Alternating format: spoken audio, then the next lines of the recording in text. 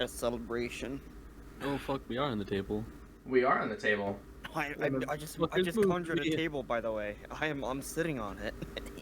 Yeah, as a professional you? would. This is I can never session, see the what, map. 49? Session 50, 49? 50? 50, yeah. Yeah, session 50. Whoa! Whoa, 50 of this bullshit. Yeah. Here's to hopefully a better 50 than the first one was. Nah, I'm just kidding. I think it went alright. But yeah, welcome back everybody. We're here in this place to play Dungeons and Dragons. I thought we were playing Monopoly. I'll be down for Man, you're really bad at capitalism. So last we left off, the Tidebringers introduced a new, maybe friend isn't necessarily the right word yet, but certainly ally, a servant of a separate prime dragon, PL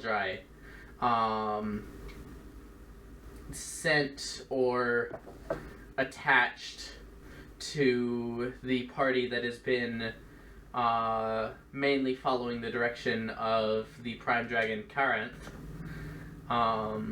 as a sort of overseer, watcher, insurance policy maybe, as well as just generally ally, to make sure that nothing goes terribly wrong. Is Alcia a boy or a girl? He's a girl. Okay, I've been confused on that. He's a girl? Yep. Oh. as far as I know, Asya uses she/her pronouns. So Yep. that's pretty poggers. Pronouns are cool, and there's a lot of them. Pretty pro. I got a birthday ball. Okay. I got a birthday ball.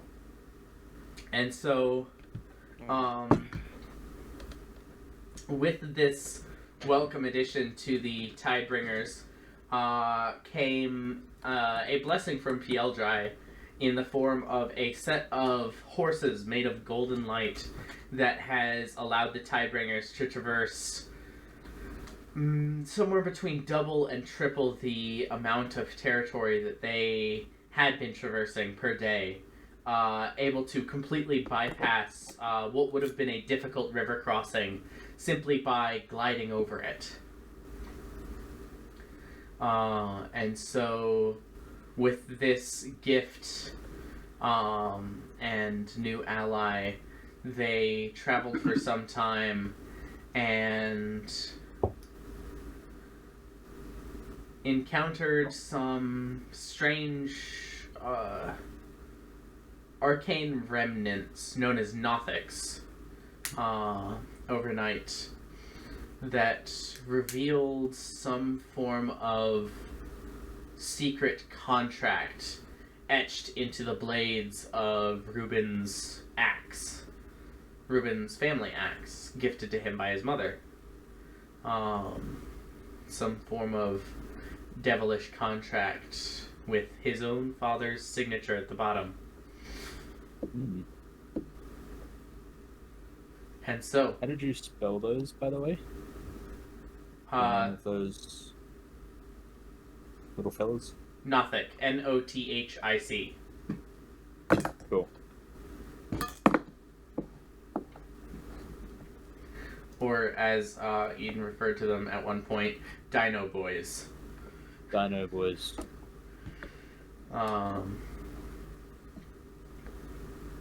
But as we step back into the land of Lavinia, you all, one by one, come to consciousness from a interesting camp and watch cycle. And as the sun peaks over the horizon across the dead and blighted landscape of the Fearlands, the world is yours. Oh, I had this worst dream last night. that I saw these fucking weirdos with one eye. Uh-huh. Uh-huh. So you're gonna make me breakfast or what? I am already working on that. Alright, Alright, cool. Because cool. I don't want to watch him eat another beetle. Because I might, like, actually throw up if I see that. Listen, it's out of habit. And I didn't know we had actual food, okay? It's not... Listen, you can't just pick up some little tiny creature and just, put it in my mouth, pop it like a little, Well, I drug spit of him sort. out, so it's fine. He's traumatized. How do you know? Did you ask him? I saw on his face. I could just tell. You can tell that from beetles, huh? Yeah. You're You a know- beetle whisperer. I believe if we want to ascertain if the beetle was traumatized or not, we should ask our compatriot who speaks to animals, Shalex. How do you know where that beetle went? What about a beetle? Beetles are assholes. So, You know what? Charlotte, do you agree that I should eat them then? I should continue eating them? Yes. No, no. I take out a beetle and I out of my hair and I eat it. I cover my eyes. Crunch. I cover my ears. I'm trying There to you go, cover both Charlotte. at the same time. There you go, Charlotte. Can I cover Ruben's eyes and ears? Yes. So, Ruben, as your second worst fear is coming to life in front of you, of Poyo consuming yet another beetle, you go to cover your eyes and ears, and then your worst fear, that being tall ladies, comes up behind you and just wraps her arm. Eterna just wraps her arms around your head, covering your ears and eyes for you, and suddenly your whole world is just fur. I'm dying. I find it so funny. This is like probably the nicest thing that Eterna has ever done to Ruben. I am dying. Uh, Let me I- down. I will say this is the first thing that Asya hears upon waking up. Asya, you slept in just a little bit, and you just wake up to Ruben screaming about dying. Let me down. Don't put me in the light, please. I'm too young. World, shall I do it myself? No, help, help. Oh, yeah. Hey, Jin, do you want some Give Ruben waffles? to the other tall lady. Why do I? Well, too bad we don't have anything. I don't think. Oh. Maybe, I don't know. Kambu silently passes you something that looks mostly like a waffle. Mostly. Yeah. What do you mean mostly? Oh, that looks like a tic-tac-toe board. I mean, it's Did he, it's not like a circle. It's maybe like a little ovally, and some of the ridges aren't quite set properly. But it looks mostly like a waffle. Nice. The ingredients aren't like top tier. And I will say, Tree sap. I will say, this is something that you've noticed about Kambu, is that even though his food is seasoned very well, you can still tell that the substance of it was magically conjured. It's like lacking the sort of robustness that real food has, and it has that sort of like arcane aftertaste to it. So it's not the best meal, but it is pretty good. Man, GMOs, am I right, lads? I kind of just like let go of Ruben once he starts screaming.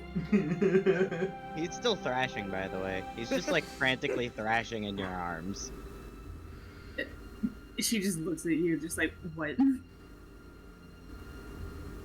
Ruben, happy place, Ruben. I can send you to hell. Please no. I'm gonna get up and run behind a tree and just like try and hide. Now that is Beetles racist. there.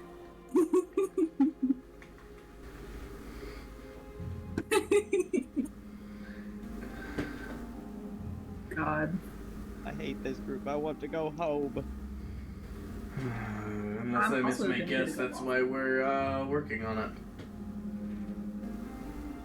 I mean, I told you I can send you to hell. That's about the best I can do for you. I don't want to go to hell. I just don't want to be here with you guys. Is hell hot? It depends on what layer you're on. Some of them are cold. Some of them are very cold. What about lukewarm? There's a few of those. 2, if I like remember that. correctly. I like that option, lukewarm. No, you don't. Swamp.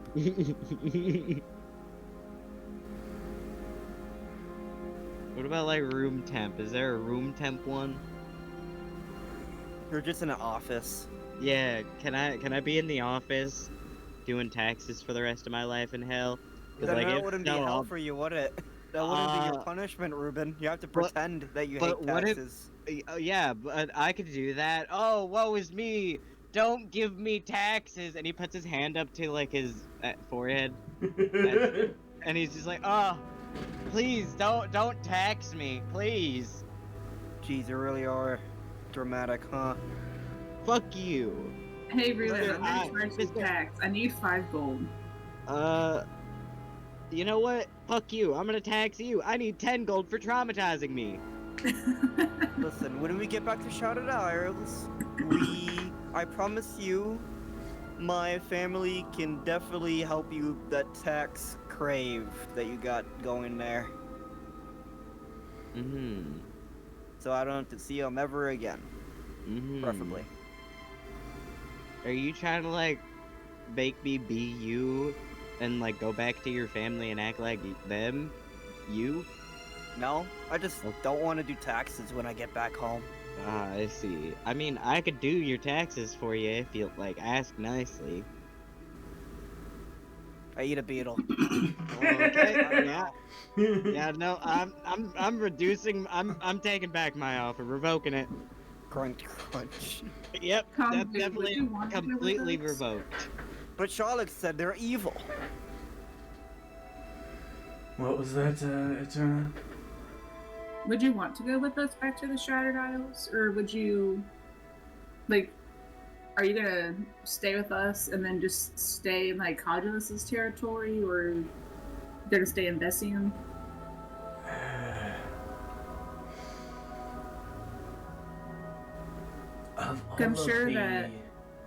Of all of the kingdoms of the world that are not directly under Draevok's control, Vessium, from what I've heard, is one of the most oppressed. Codulus is a harsh master. As I said, it's likely to get more dangerous when we enter his territory.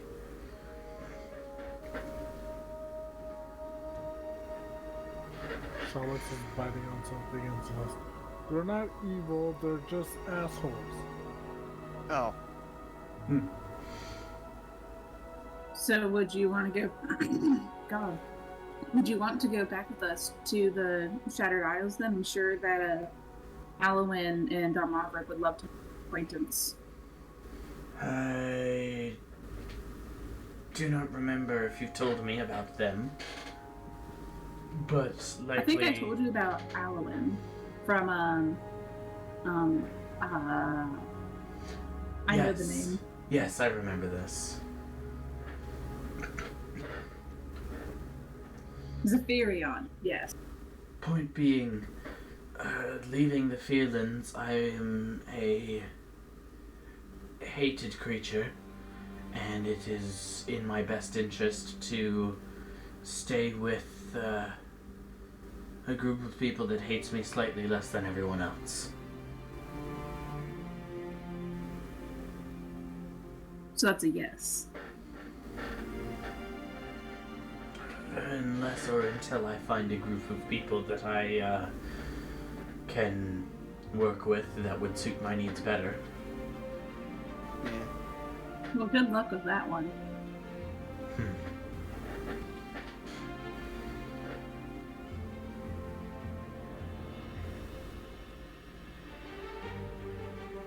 So,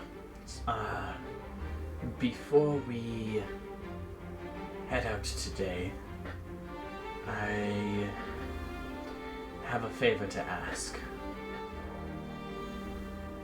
What's up? Okay.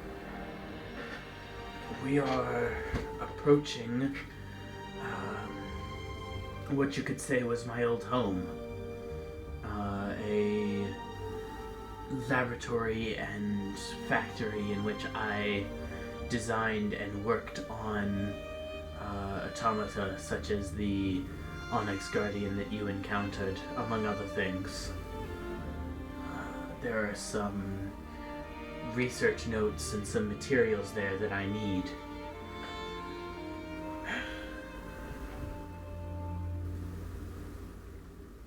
That being said, it is decently well guarded, and I am, at this point, certainly no longer welcome.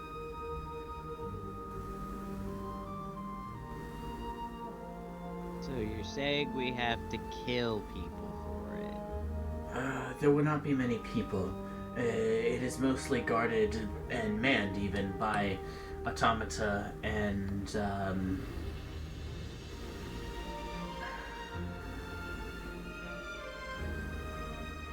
some form of cross between a machine and an undead gift of Itakraz's from days long past, known as a flesh golem. There are several of those, along with another model of my Onyx collection.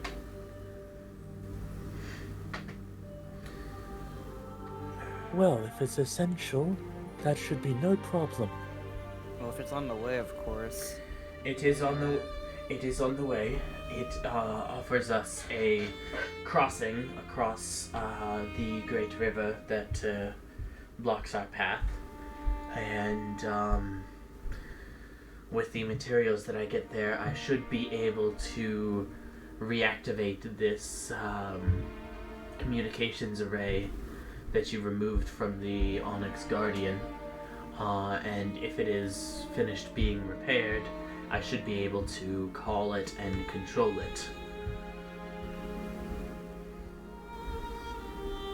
So there is, I would say, significant upside to us taking this risk and involving ourselves in this fight. I'm down. Yeah. It's definitely not as bad as what we just experienced with the whole, like, you know, the dead body thing. I do have a question though. Yes. Would they? I've been made aware that creatures that look like me are like officers, or at least they were in Nanjing. Would me drawing back on the black markings, would that help us at all, or would they not recognize authority? When dealing with orcs or anyone who doesn't know the high-ranking officials personally, it would help.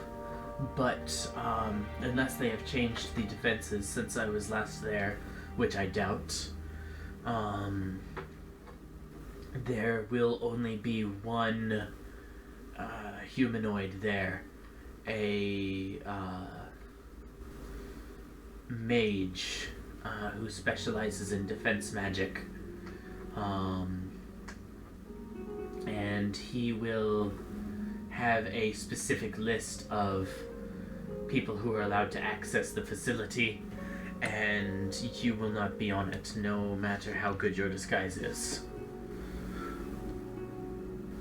Who would be on it if I were to? Because if I cast Disguise Self.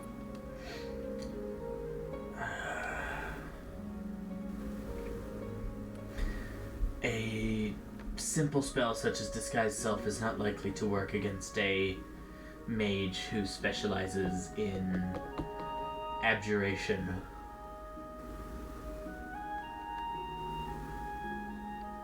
Okay. Jim, let me borrow your hat really fast. I don't recall ever getting back getting it back. You did actually get it back. I see. Well, here you go again. Hey Jordan, how many times did you use your hat? Literally none. Ever since Never. the Christmas I'm episode? gonna walk up to Eterna and say, I know one person who could enter. And I use the hat to disguise myself as Draevok. Hilarious. I don't think you've actually seen Draevok. I don't think you know what he looks like. I think it Question. was only Ruben, wasn't it? Would I? I will try to transform into however I think Draevok Ruben's is just a based purple on guy. the stories that the dragons have told. Sure. I will say, some of the few things you do know, he is undead. He is thin and very tall. Is he a woman? And he carries a scythe with 2 blades. Because if he's a tall woman, Ruben's gonna have a hard time. So with those things being said, why don't you describe for us what you come up with to try to look like Draevok? Okay. So, Because I think this is going to be funny. it is 9 foot tall. So towering over Eterna. Eyes are glowing green. It's a half skeletal face with half of it being like a zombie, and kind of like a twirly mustache because this is an evil person.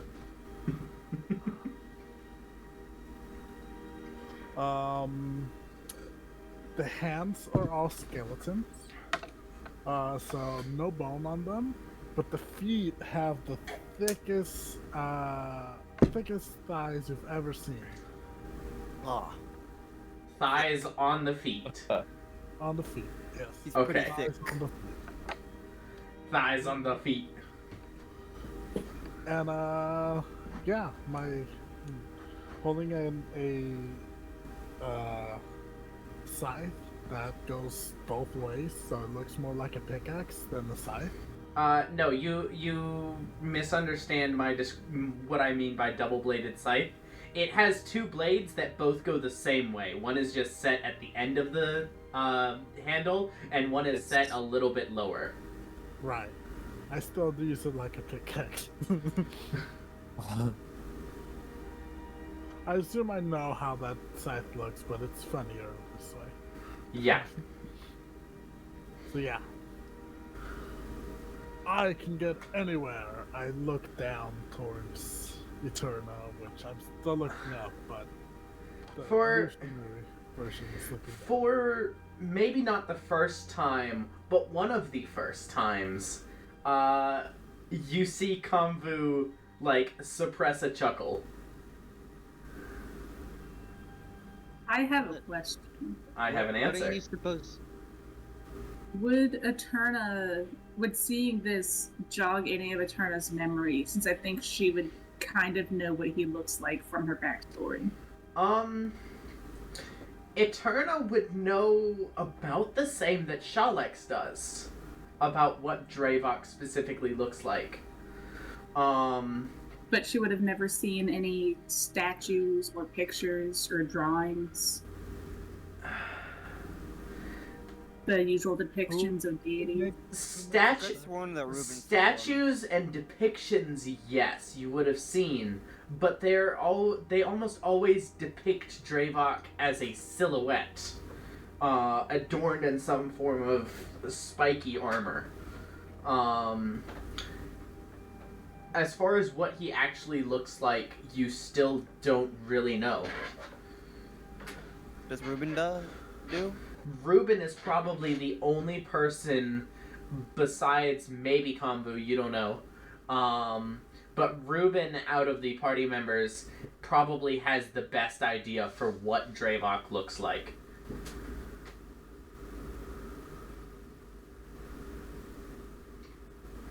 Okay. I will say, though, Eterna, you have a painfully vivid memory of what Itikraz looks like.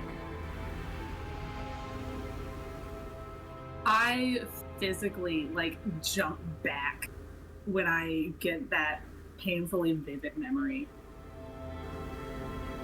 See, even Eterna believes it.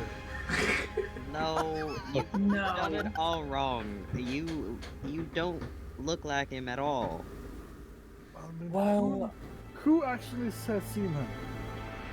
Ribbon. while I have never seen what Draevok looks like, I've read descriptions.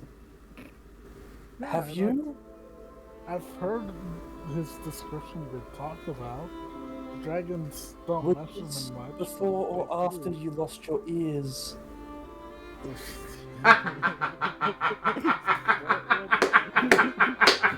that have to do with?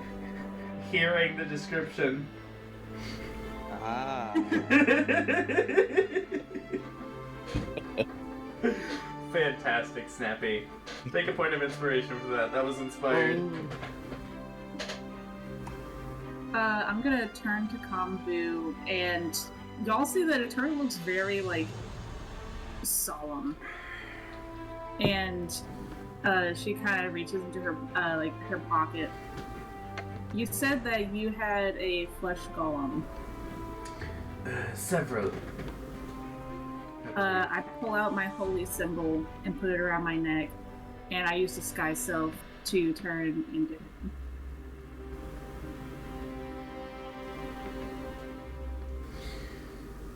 I shouldn't be surprised that you know that image, but I am still.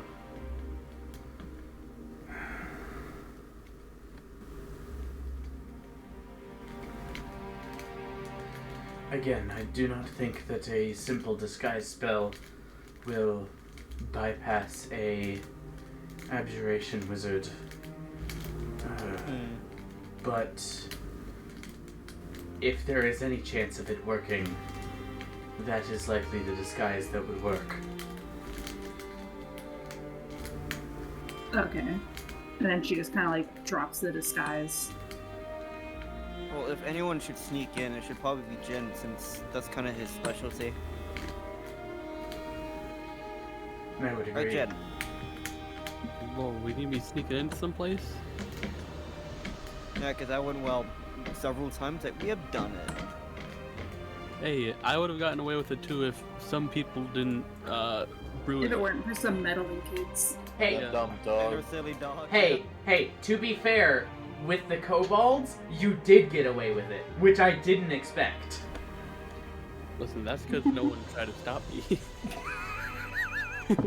I just yelled at you after the fact and then never did anything about it. You know, Yeah. if anything I loved you doing, Jordan, is when you were just piling up bodies in the one building and shit. I think it was Wait, when was this? cafeteria. It was in the it was This was mess in hall. Namjeon, the mess hall, yeah. after the brutal fight that started with Poyo getting hold personed. Good times. I remember.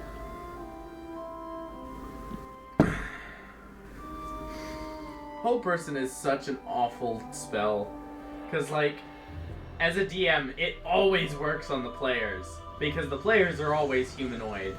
But as a player, it only sometimes works on the creatures that you're fighting, because the creatures you're fighting have to be people for it to work. I think that's pretty racist. I even know there's a hold monster, but that's pretty racist. Yeah, and hold monster is much higher level. And I mean, it makes sense. It's easier to hold 4 limbs than it is to hold an ambiguous number of limbs. But you know? Yeah. In terms of where it's useful, it's most useful to screw you guys over. Thanks, Mr. DM. Gotta love it. Yeah, just a fair warning. I didn't know that was a warning.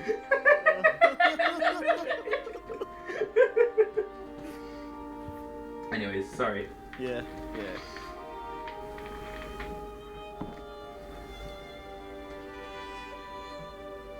So wait, how close are we to it right now, Convo? Based on how far we traveled yesterday with these fantastic horses. Thanks to Robbie and Wobby and the other ones. And Jobby! And Jobby. Jobby and the other ones. There you And Aquilius, I think.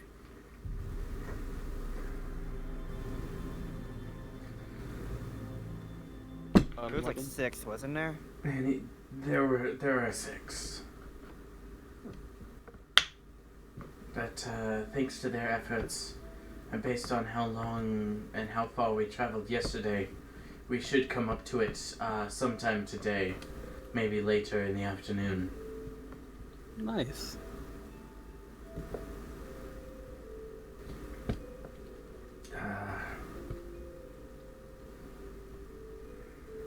There might be...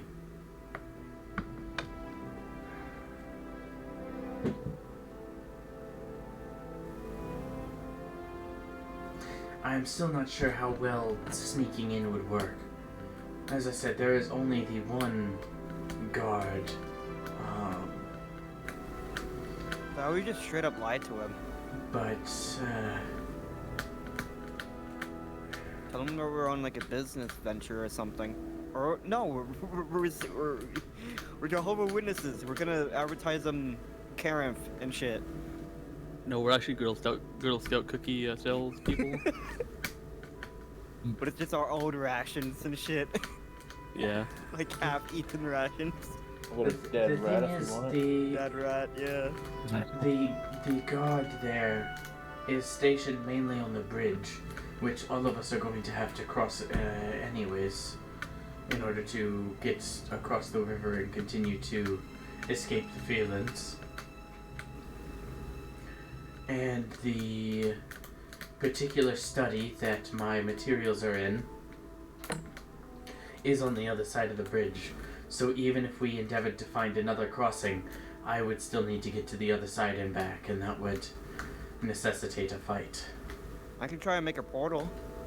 I was gonna try to do that, but then I kind of fell on my face and shit. If you Yeah, are you could just- capable of creating a portal of that kind of distance, then that would be useful information to have. Yeah. What is the range on that? This river is about half a mile across at some points on it. The I'd say, horses can like- fly us across. Maybe we can get shot down though. This We are trying to particular sneak in, aren't we? this particular river is one of the main arteries of the corruption of the Feelings. It draws its headwaters very close to the Smiling Void, and as such, the corruption that it carries is much more concentrated. As I said, there is only one humanoid guard there, because the waters have a nasty tendency to lash out at any living beings within, say, 60 feet of them. Hold on, if there's only one actual guard there, why don't we just knock him out and be on our way? Wait, the water's Be- attacking? Yes. And because he's in the middle of a bridge, stationed with several automata to ensure that he doesn't miss anyone coming from either direction. I'm sure we can take out some itty bitty automata whatevers. I hope you were right. Okay, I want to do a test roll real quick. Don't mind me. Yeah? Yeah, that sounds about right. Alright, Oh, again. nice. Hold on, let me test out how well the automata are going to do at beating the fuck out of you. Let's see. Yeah, that sounds about right. I cure I'm pretty sure wounds. all those would hit. I cure wounds, guys. 6. I cure 6, guys. Do we all need to go in? We all need to cross the bridge, which would be where the guard is stationed. How long is the Technically, bridge? the Half a bridge mile, I is think you said. the river is half a mile at some ports. Hmm. The bridge that I am talking about is at one of the closest parts, which happens to be right before a great waterfall. It is only about 200 feet across at that point. I say I can basically make one as long as I could with a dimension door. I can teleport someone with the door, which is about like 500 feet. 500 feet, yes, that's what But I it thought. requires my word, so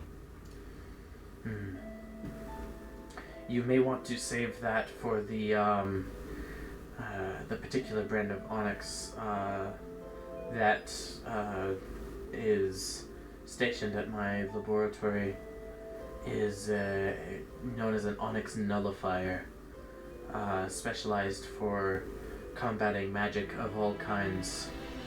all kinds, even mine. All kinds. That's bogus.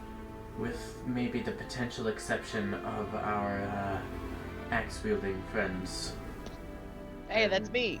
I have not had much experience with magic from your source, so whether or not it would be able to nullify it is unclear.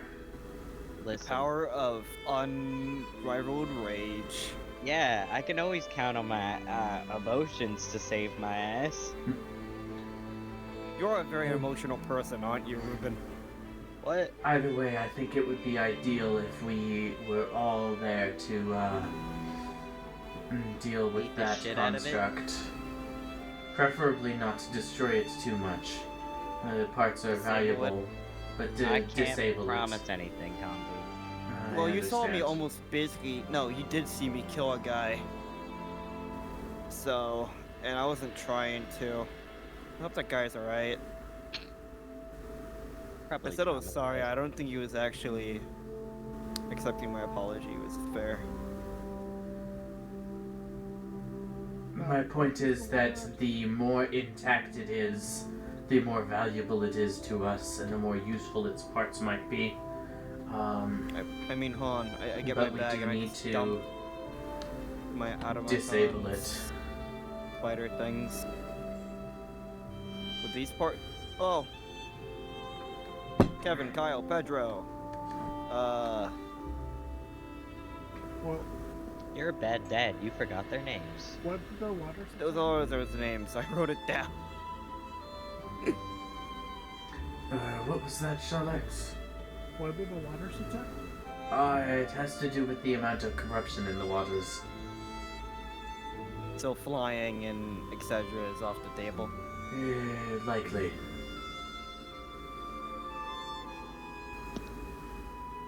Well- You would have to be dodging the full force of an angry river the whole way across. I don't know. Rivers can be angry. It's like the strength of a coursing river. Yeah, man, you must I think if I used the water, it would.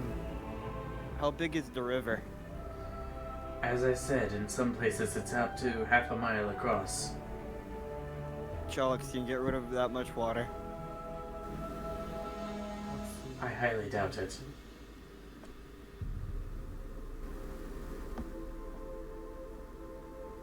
Make a few trips with a sponge. Yeah, Maybe more than few. a couple sponges. Maybe Minecraft if we sponge do is the like a Yeah. bucket system. The bucket system.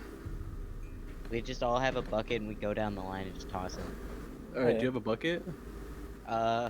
We could try and make one with dirt. We can polymorph Shalix into a bucket. Oh yeah. Yes, do it.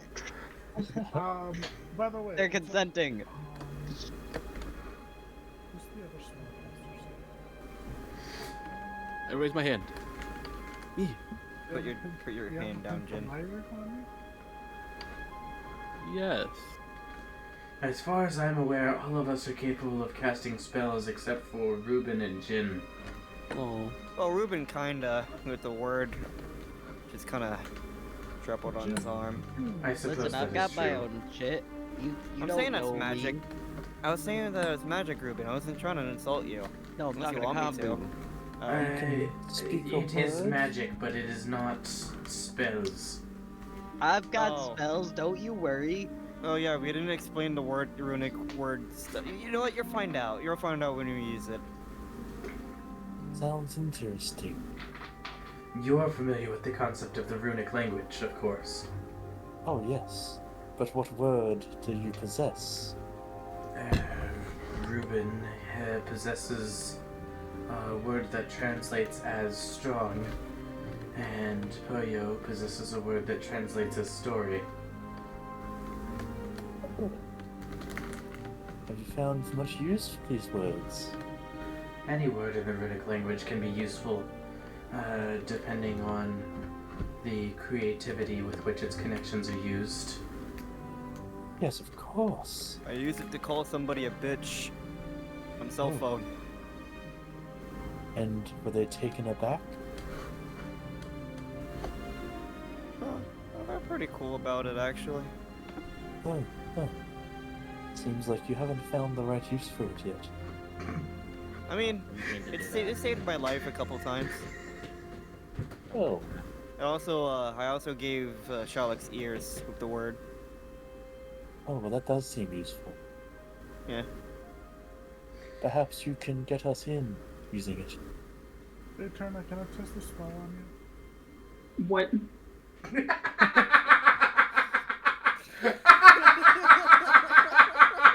If that ain't the most Silver and Eden interaction I've ever fucking heard. If I was introducing someone to the two of you and they had no idea who either of you were, I would just show them that clip and they would understand. We go over to Turner. Reach out my hand. What? A? I cast Enlarge. What? Oh no. What? What? You haven't enlarged? Since when? Eterna, do you want to try to resist this spell? Sherlock, this is No. useful. Okay, so go ahead and post in large in the chat, just so that I know how big Eterna gets.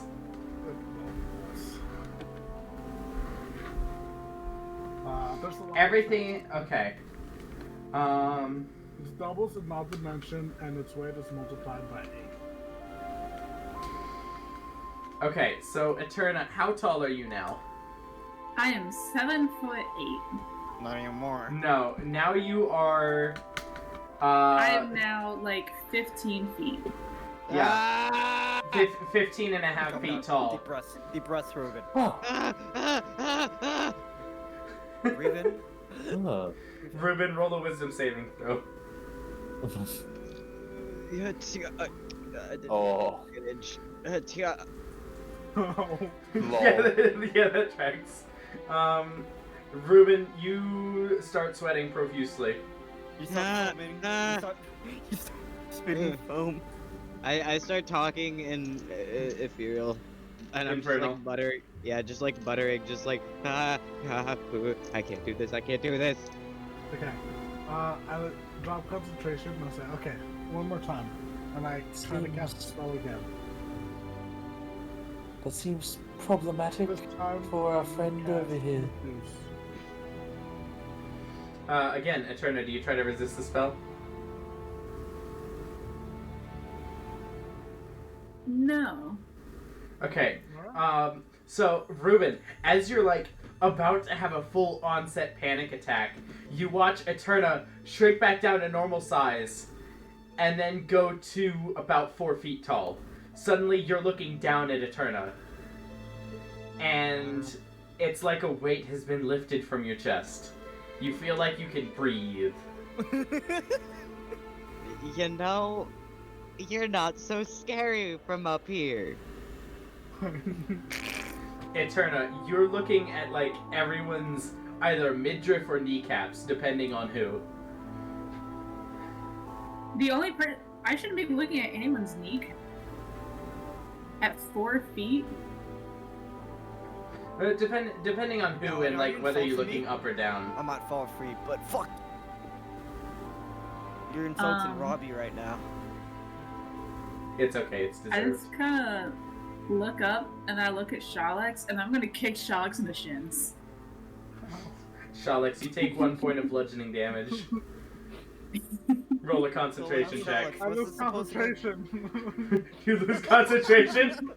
Eterna, you kick Shalix in the shins, and sure, you hear a sound almost like cracking crystal, and then you suddenly back up to normal size. Ah, damn it. It was fun while it lasted, huh, Ruben? Yeah.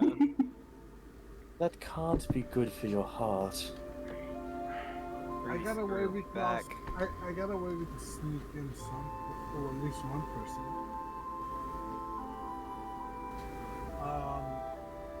Poyo can cast polymorph, correct? Yeah. Create a small creature, and then make it even smaller. Make it a creature that can fly, and then no one can detect it. Or you Like a just, you pseudo, know, like a pseudo dragon. That is an Like a interesting bee? concept. Probably. If you made a Bug. likely a vulture. A vulture. If you made a vulture, and then Shalix, if you shrunk someone, me perhaps, then I could likely ride on the back of the vulture, and carrion birds in the Fearlands are not uncommon, so it would not likely be remarked upon. Although the Onyx Nullifier would still detect us. Hmm. Only if I can communicate with Kindle. I Yeah. really missed that. How about this? Why don't we go ahead and get on the road instead of sitting here and talking about it? Let's get to where the bridge is and let you see the situation for yourselves. Hey, Convo, can you say that again? Can you say fucking again? No. I don't know. I don't think I ever heard you heard you say the fuck word before.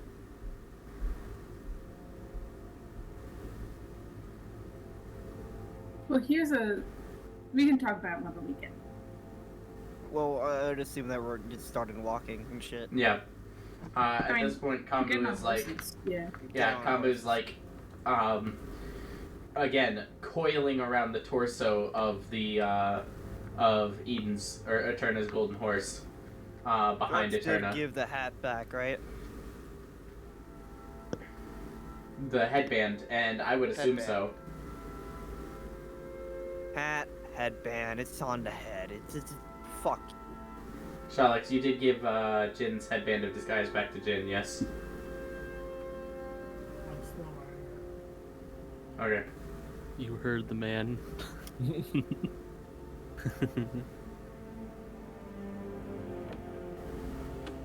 Suddenly, all 5 hostages pipe up in a angelic chorus. Hey, you fucker! Give the headband! No, I'm just kidding. They all did in unison too, like they rehearsed it beforehand. Yes. They knew that this would happen again.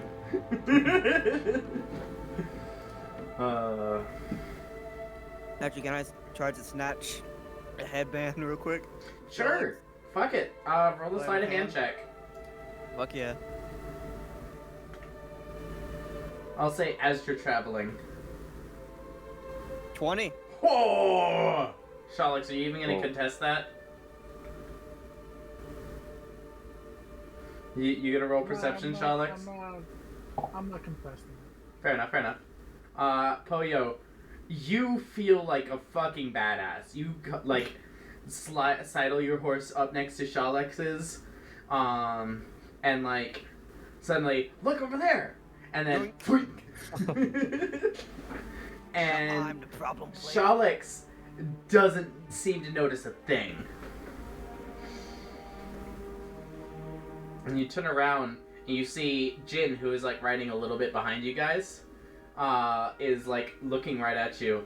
And Jordan, what's the expression on Jin's face? What expression does Poyo see? As he's given the thing back. At Poyo's like, whoa, look over there! Yoink! Then you just watch Poyo totally finesse Shawlex and snatch your headband. I'm gonna grab my heart, and a tear rolls down my eye. Man after my own heart. I put it on.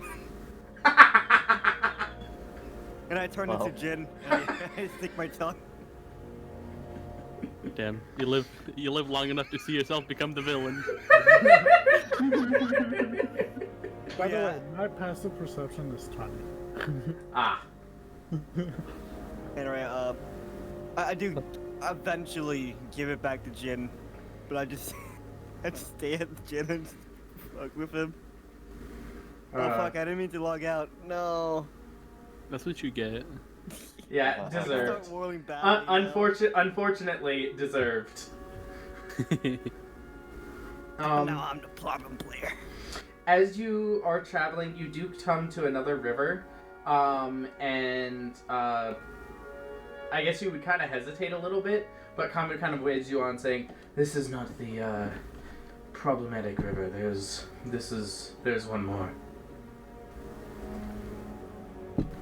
Okay.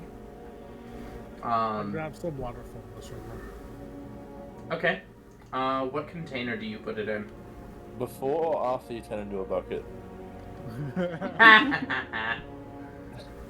I have an iron pot. You have an iron pot. Okay. It doesn't have a lid. I lost the lid somewhere. I just have an iron pot.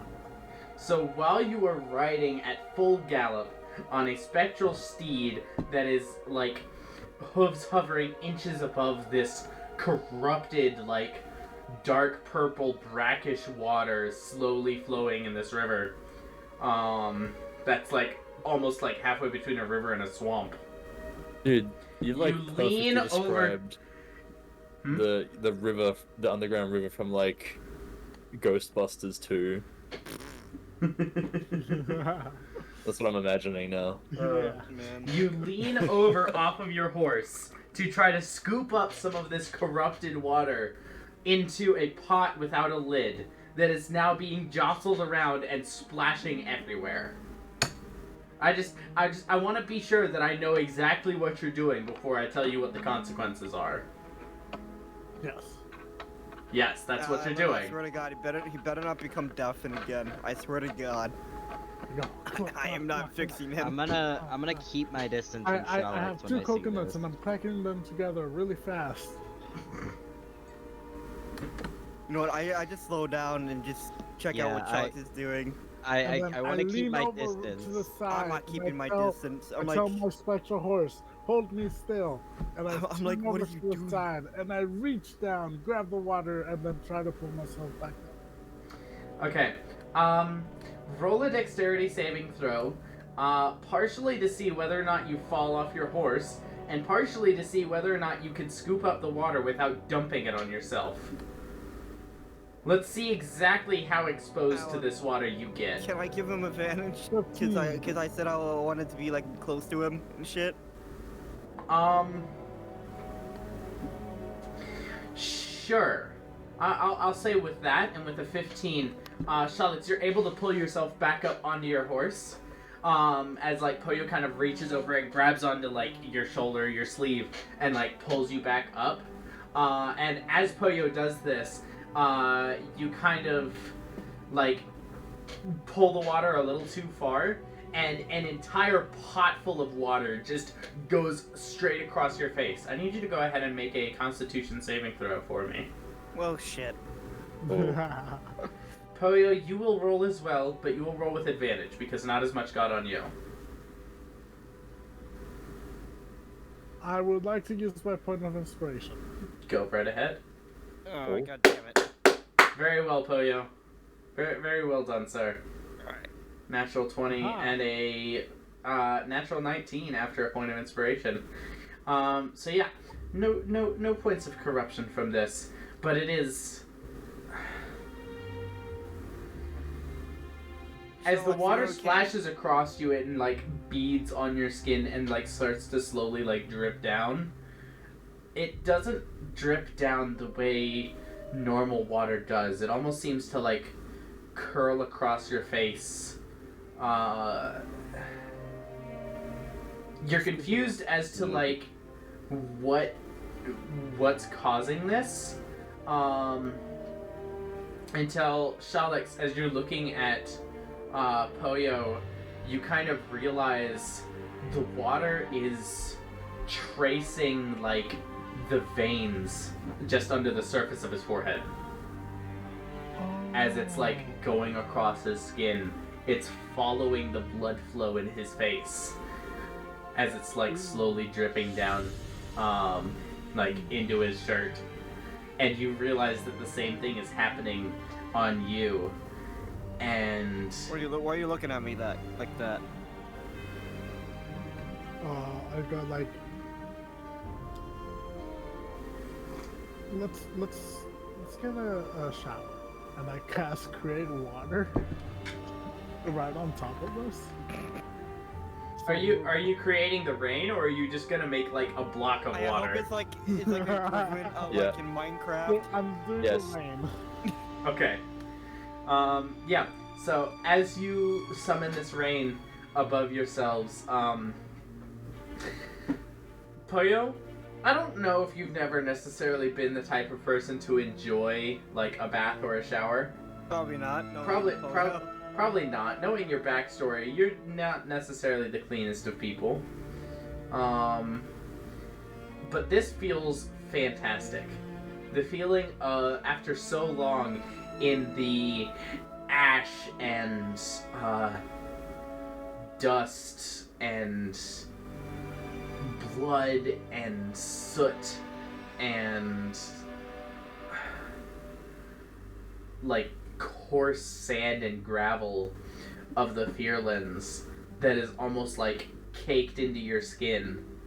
The feeling of fresh, clean water running over you is refreshing in a way that you haven't felt in a while. Probably because I haven't took a shower in a while. It feels like the first time. It feels like when you got your job with the Minovar Express. And it's like, okay, we're gonna be able to do things now. It's that sort of like positive sensation that washes over you. Shalix, you as well. Anymore. Shalix, you as well. For a brief moment, you feel like you're actually ready to face what's coming up next, as opposed to this lingering dread that you've had since you were captured. Ooh. I turn to the group, everybody, and I cast Create Water at their level so it gets everybody. As you sort of like feel this refreshing cleanness wash over you, you channel more magic and press it up into this storm, and for a brief moment, all of you like feel the rain washing down across you, and you... I hope he just completely soaks them and shit. It's not a complete soak, but it's enough to feel... It's enough to feel clean, and it's enough to feel refreshed and rested.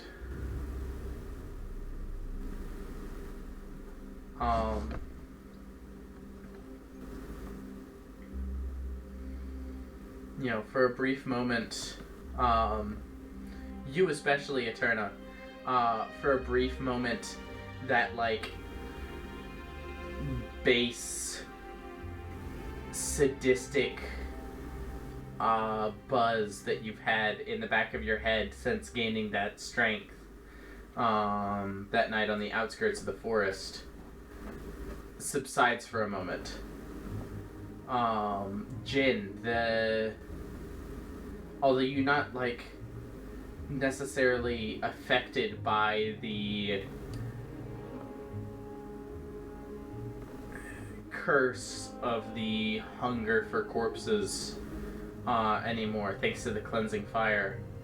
For a moment, even the memory of that is gone, and you each feel more whole than you did this morning.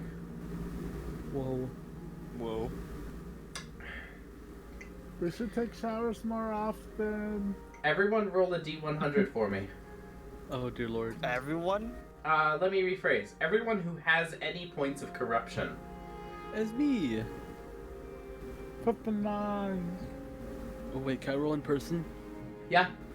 Oh, let's go. Let me get my dice. Holy shit. I don't believe I've been corrupted yet, have I I? have You have not. 2 points of corruption. Can I get 2 rolls? No.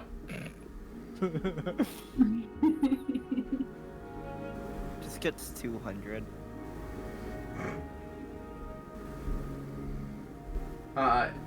Let's see. I thought that was at least one other person who had corruption. Maybe I'm wrong. Maybe it was just, yeah, okay.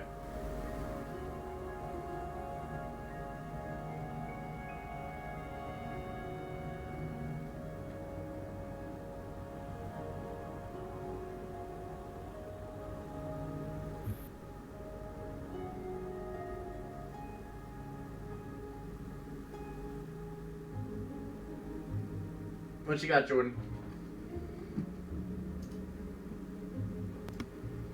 I have a... Give me a second. Let me see if I'm actually reading these right.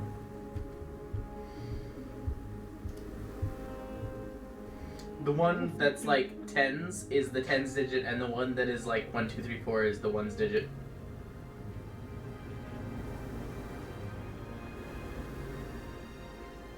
It's 2d10s. Yeah. Well, I have my percentile, and then I have my D10. Yeah, so you read the percentile for the tens digit, and then the D10 for the ones digit.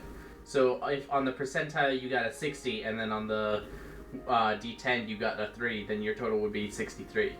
Oh, okay. I got a 10-10, so is it just 10? You got a 10 and a 0. Yes. 10 on the percentile and then 0 on the D10. Yes. Yeah, so that's just 10. Good for me. Which makes you actually the only person who's affected. Oh, You Dear lose, lord. Cannibalism. You lose 1 point of corruption. What? Yeah. Let's What? go. This is bullshit. I mean, Time to yeah, get it back. job. I gotta get my groove back. Gotta get back in the game. Mm-hmm. Yeah, I'm feeling so refreshed. As this sort of calming energy washes over you, you feel this sort of almost latent pain in your veins sort of dissipate, and you kind of look down, and you don't feel like you're sweating, but you can see like beads of this corruption, this like almost purple liquid kind of like bead out from your skin and gather together and run off of your body down into the water beneath you. I'm a whole new man.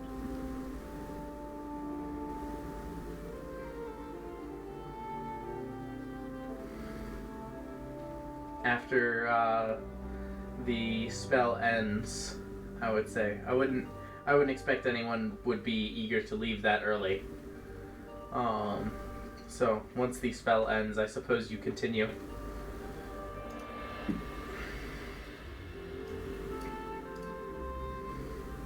You arrive here.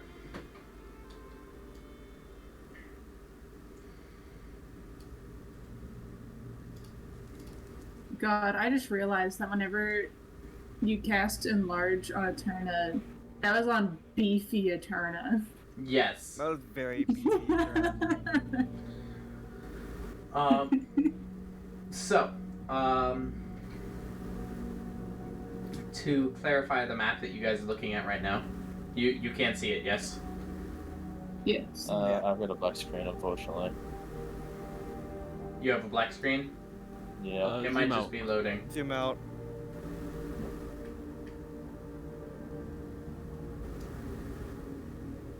Maybe refresh your page. I did. We will see what I get. Okay. No, it still hasn't loaded, and I'm fully zoomed out.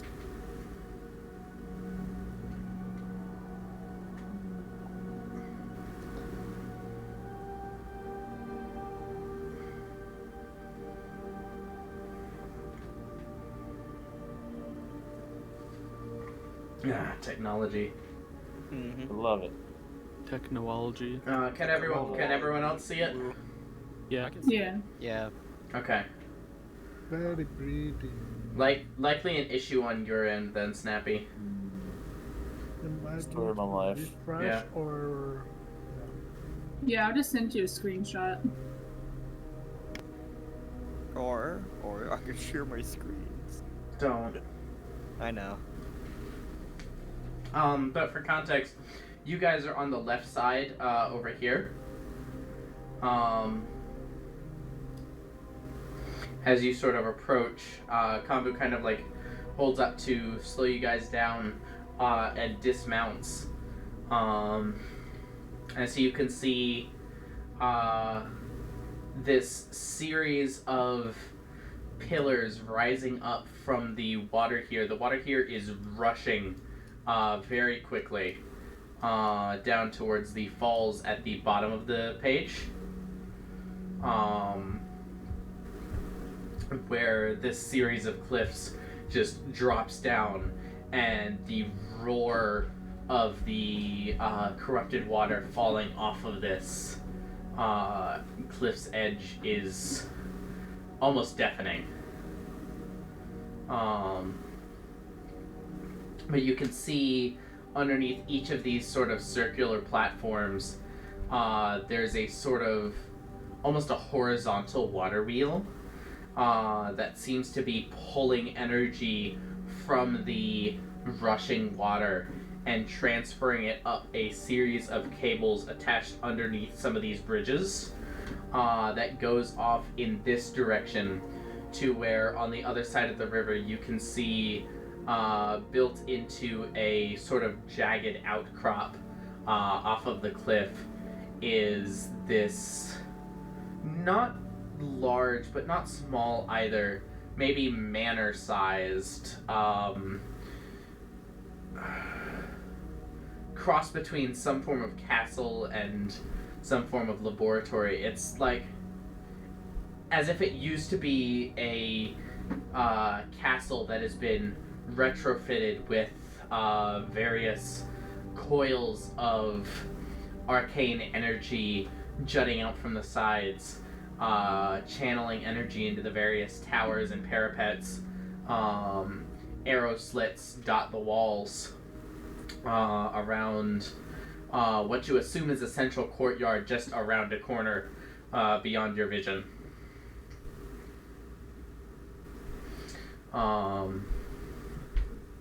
As you kind of approach this, Kambu gazes across and sort of whispers to you, there on the central platform is, I suppose, the mage's Yuan-Ti this week.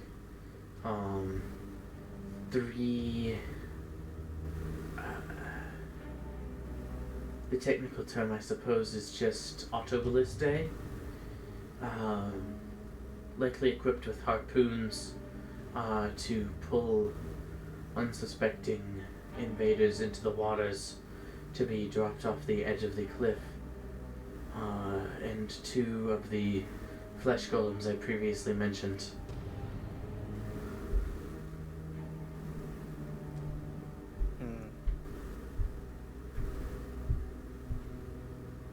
But that is my home across the waters there that you can see.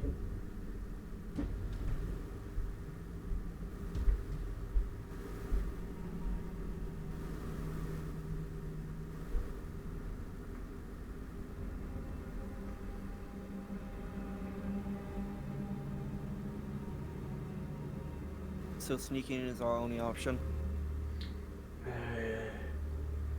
I think we could likely win a fight, but it would be dangerous. As I said, the autoballistae are likely equipped with harpoons to drag us into the water, which would be difficult for me to deal with. I would not cope well with being swept off a cliff, but even worse for you, given your susceptibility to the corruption.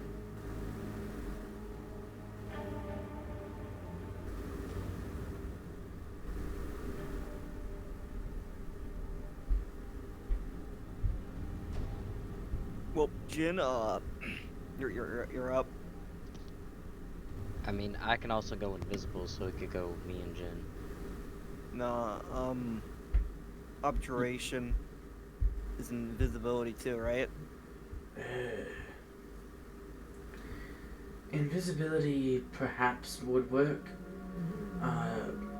Do we have something? Oh, I thought it would just detect magic since you were saying that it's like very anti-magic or something. That would be the Onyx Nullifier at my residence on the cliff there. Would certainly detect invisibility. Whether this mage has a effect that allows them to detect magic constantly, or whether it's something that they have to activate, depending on how quiet you're able to be, So like an invisibility alarm. could work. They might have an alarm set, you're right.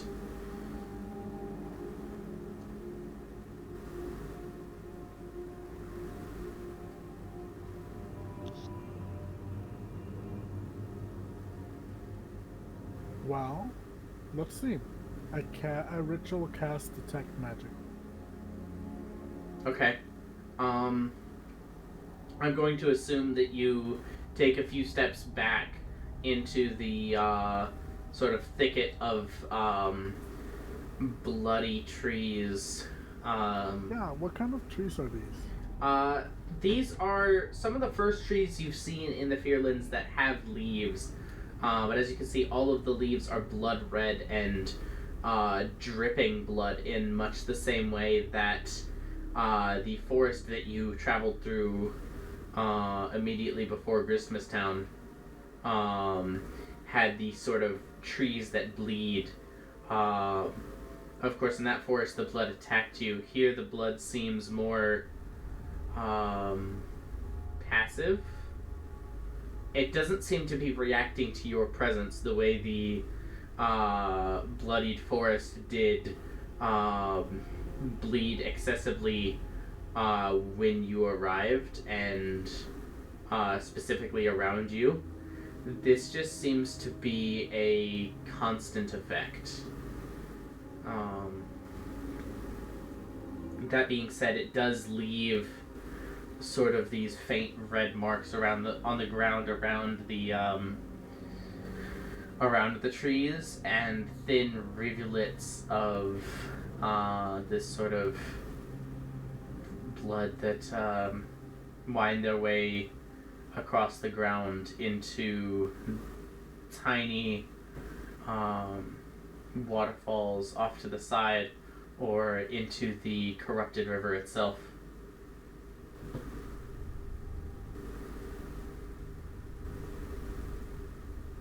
As for what species of tree, you're not entirely sure. But deciduous. You don't see any cones of any kind. Okay.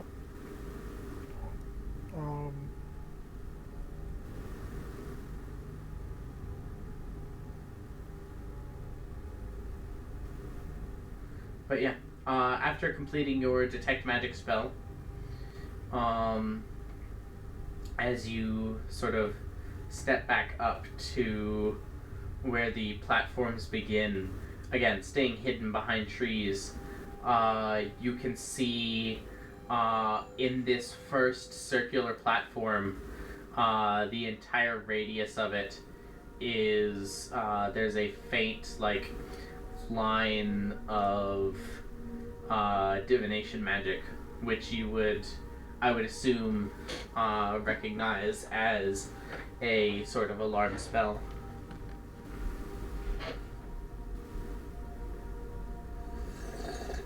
Is there a way around it, or is it covering the whole? It covers this entire first platform. So like, if you wanted to, you maybe could jump from there to there, or try to climb around. But trying to do that stealthily while still avoiding the water's wrath might be problematic. Who has an invisibility spell? Are you able to cast it on other people? Nope.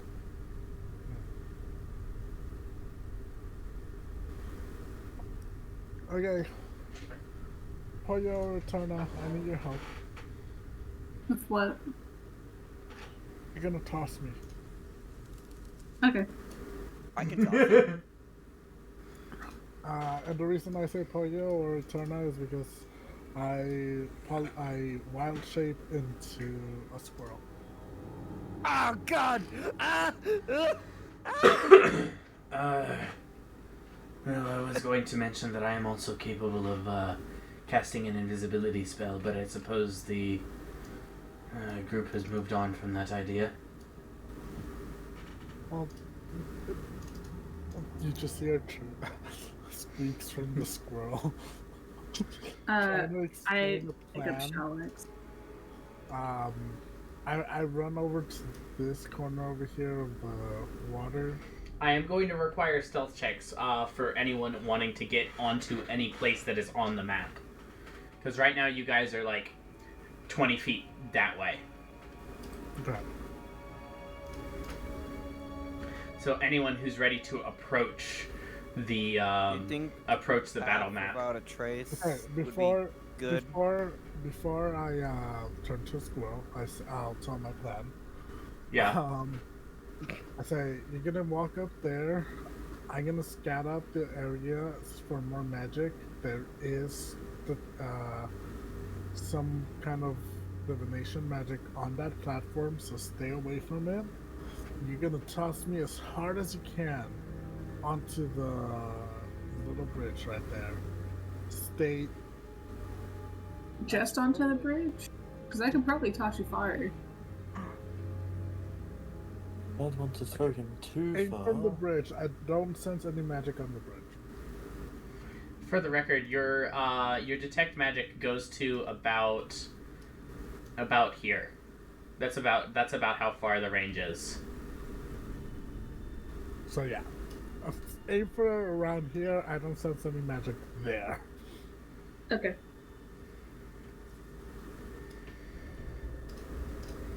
And then yeah, I'm still concentrating on the stuff.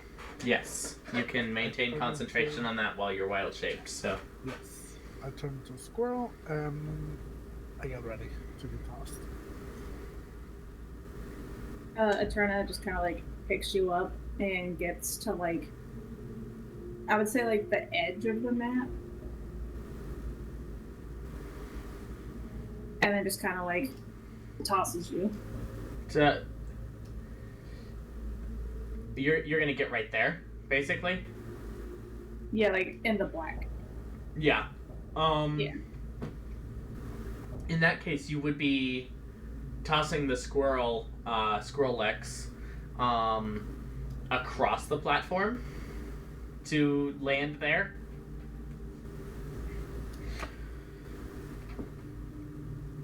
Did Charlotte specifically say alarm or just divination magic? Divination. I don't know the alarm spell, so I don't know that I wouldn't know that that's the alarm spell. Okay. Fuck. Roll an Arcana check real quick. Alarm's an easy spell to cast, so you might know it, especially given your upbringings with the dragons. Oh. Nah, Yeah, no. I don't remember that. You remember one time you like tried to sneak into your grandfather's horde and this really weird like ringing happened, and you're not sure what that was, but it feels similar to this. So you imagine that if you step in that area, there's going to be a very loud and painful sound. Yeah. I was trying to get into the cookie jar. She does not want me in the cookie jar. Yeah. Okay. So, yeah, I just ate divination magic, so do what you would. Okay. You do know I that guess- divination magic is detection magic. Yeah.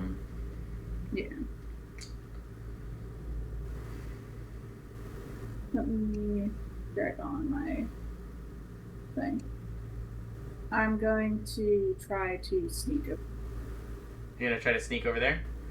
Yeah. Your armor is still in lightning mode, yes? I can change it on a rest, but I feel like I would keep it in lightning mode. Yeah. I just wanted to double check. Stealth check then. Because if it's not in lightning mode, it does impose disadvantage. But when it's in lightning mode, there's no disadvantage on your stealth. Yeah. Stealth check, and I'm good at stealth too. That is going to be a 11 plus 6, so 17. 17.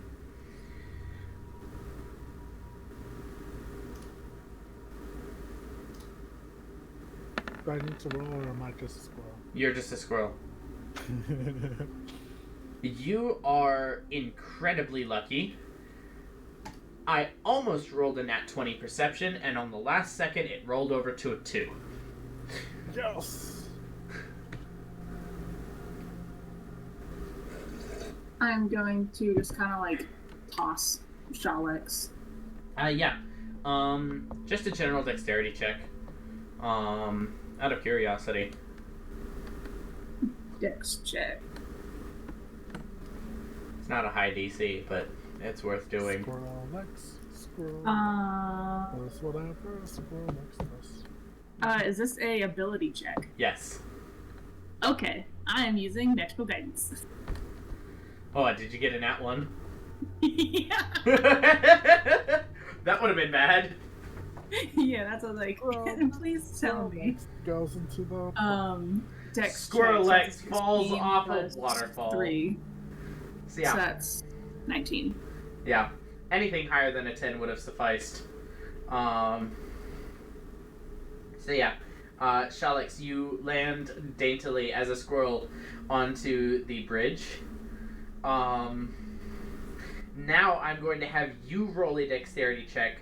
Remember that your stats are currently squirrel stats, which includes your dexterity, which is what stealth is based off of. So treat your dexterity as a +1 for this. Got it. And then you can add your proficiency bonus if you're proficient. That's 11 plus 1. So that's a 12. And then are you proficient? I don't know if squirrels are proficient in that. Is Shalix proficient in stealth? Oh, stealth. Yes. Shalix is okay. Then you can add Shalix's proficiency bonus. 3. So that is 15. Total of 15. Yeah. You are still hidden. You kind of like off to the side, even though this is like a sort of very open, almost like a pearlescent white, which is an odd color for the Fearlands.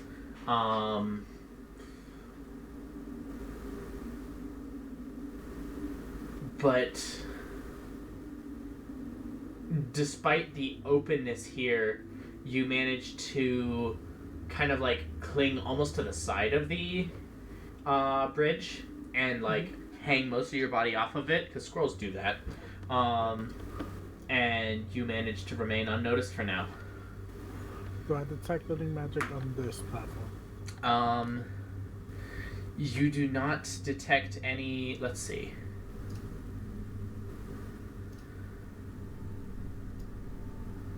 .30-foot radius, right? Yep.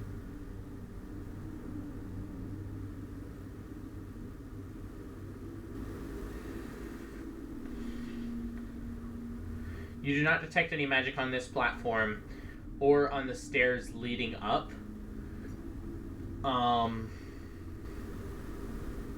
There's a faint bit of magic in each of these archways.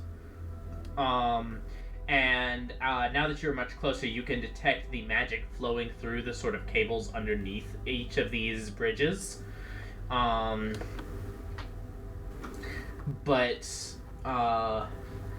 out of all of the magic that you detect in the archways and the cables, none of it all seems to be raw power. There's no, like, it's not directed in any sort of spell, so it's not going to produce any kind of effect, and it doesn't have a school. There's power there, but it's not powering anything within your range of view. Okay. I'll start to move forward all the way to the stairs. Okay. I will check for traps. Check for traps as a squirrel. In wild shape, you maintain your wisdom score, so you can roll a perception check as Shalex. 27. 27. Where are the traps? I want to see them right now. Show me pictures of traps right now. Give the man what he wants.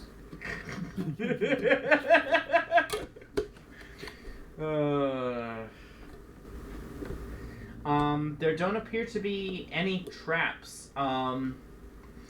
You notice, even though there's like these platforms are old,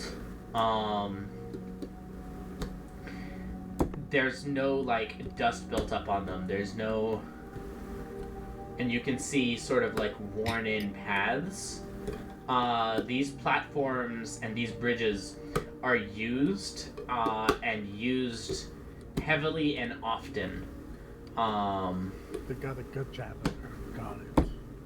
They have a good janitor, but more than that, this seems to be a thoroughfare. A often used road. For likely more than just yourself. So as you are going, you get the sense that there's likely no traps that would just activate and kill whatever is traveling here. Things are meant to be traveling here, that are allowed to be traveling here, and Nothing else about it. yeah. There's no indiscriminate defenses. As you approach the second platform, again, the hints of magic along the cables. Additionally, you can sort of sense in the center of this platform, there's almost a magical hub. There's not really a school of magic to it. If anything, maybe evocation or conjuration. But you sense that it's some form of marker, maybe. Target. Alright. Perfect time to use detect portal. Detect portal. Within 10 miles, right? Yep.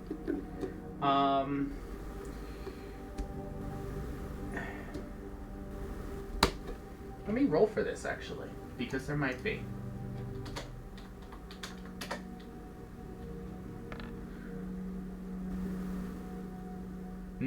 No portals within 10 miles. Okay. That at least means that we're not gonna see what's his name. Because no portal. Robbie. Unless someone opens a portal. But that Which I takes can't do. quite a bit of magic. I could sorta do. Well, your portals are portals within the material plane, from one point of the material plane to the other. Oh, so like dimensional. Yeah. Okay. What Shalex detects is planar portals, which is a minimum of Different 7th level plans. magic. With different planes. And, Yeah. Yeah. So this is my next step, Salad. Okay. I'm running. You're just gonna sprint?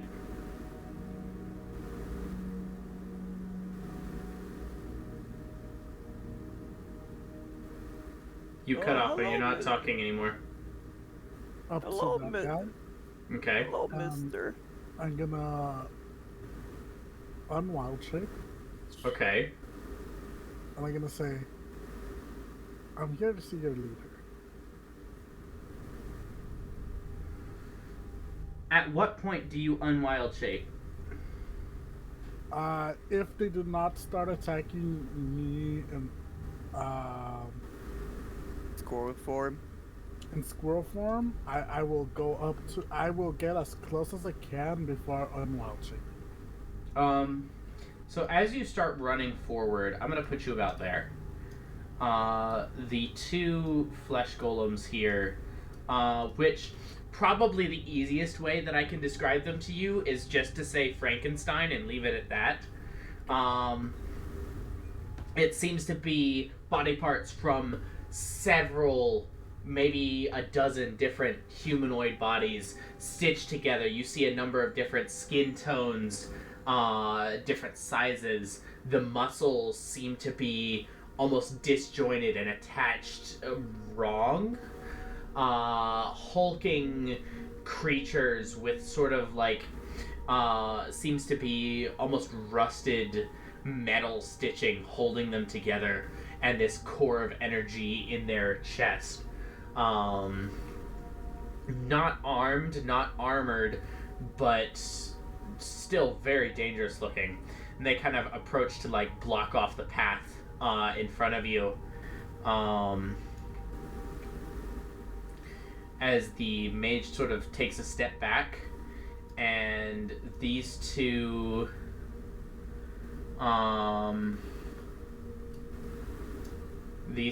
ballistae sort of turn towards you, and you see them begin to winch up bolts ready to fire. And that is the perfect time for you to get a text and have to go do something that is not D&D. Very good, Silver. Yes. Wait, was that a joke or were... No, I'm Actually can't unfortunately not joking. Okay. Unfortunately not. I don't know why, but that sounded like you were formatted like, it would be funny if Silver has to do something and shit. Silver has to do something, and it's not funny. Yeah, sorry. This is why I ran in. Hopefully, Alan decides to take me as a prisoner. I am so sorry, you guys. This is an emergency. I have to go. You're good, Silver. Sorry, bye. Bye, Silver. Oh, Fuck. What the hell do I do with this? that's So stealth still an option, or can I go blow up stuff now? Cause I want to blow stuff up. Do you reckon that someone could parkour over and get behind them? Likely not. For like this. Yeah. Well, area. no, maybe that way, yeah. Yeah, I can toss people onto the bridge. But okay, so you just threw a squirrel.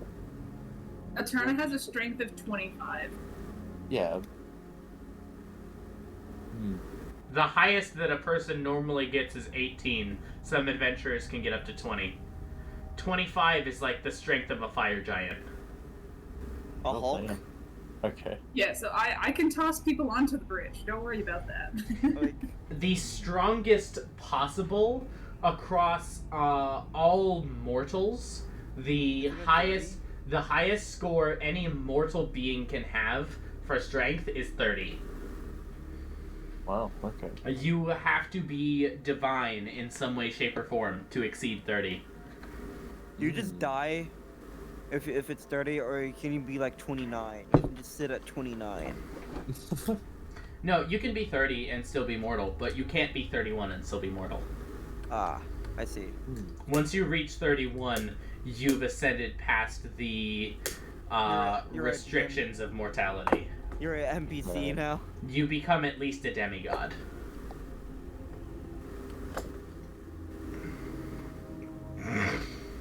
Well, what to say? I'm scared about falling into the water. Yes.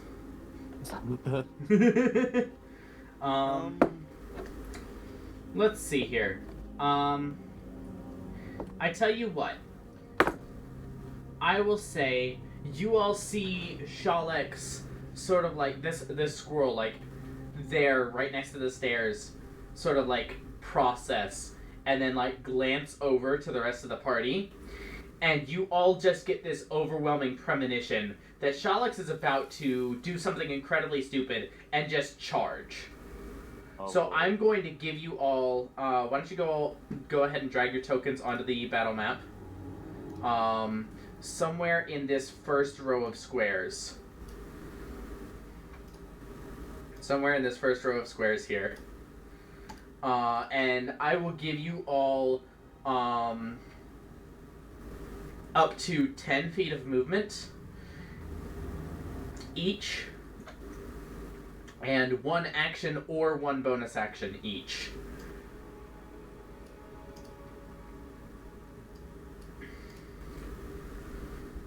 And then we will roll initiative and go from there.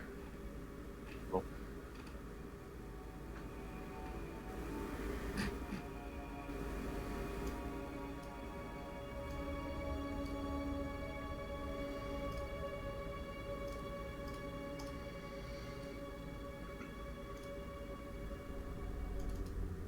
Do we want to set off the alarm? That's the question. Because will it matter? Based on the look that squirrel is giving you right now, it's not going to matter. So, Cool. so hey, Alan. Yes. You said I can have like an action and shit, right? 1 action like a or bonus action. 1 action or 1 bonus action. Not both. Okay, cool. But can I hold it and shit? What do you have in mind? When I guess let's say this ballista starts firing, because I'm guessing I can't see the other one all the way from over there. No, it's blocked by because this platform is higher up, so it's kind of like your view's blocked. Can I But see you this can't. one, or is You this, can. like- You can see that one. That one's high enough Okay. up and like close enough that you can see it. Can I hold my action to fireball it when it starts shooting and shit? Sure. Also, does it have to be direct, or can I like shoot near it? You can hold your action to cast fireball. I'll say within 10 feet of it. Like centered within 10 feet of it. So like, right here, Yeah. for example. Yeah, or, like, you could center it there. Because I at least want to get one of the big guys. Yeah.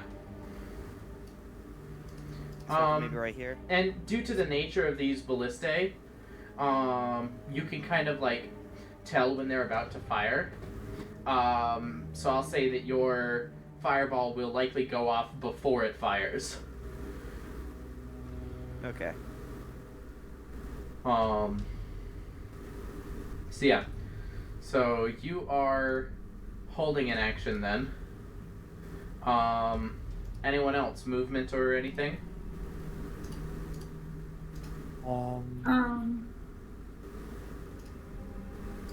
As I fuck with the recording. I think before we get into combat, I'm gonna make sure that I equip my my shield and my warhammer. So I'm gonna have an AC of 18 for this battle. Yeah. We're not playing around with the weights of everything, are we? Not necessarily paying attention to encumbrance. We're Minecraft Steve. Weight Well, does not matter to us. The way that I've run this campaign and previous campaigns is the party has access to a bag of holding. Eterna has a bag of holding.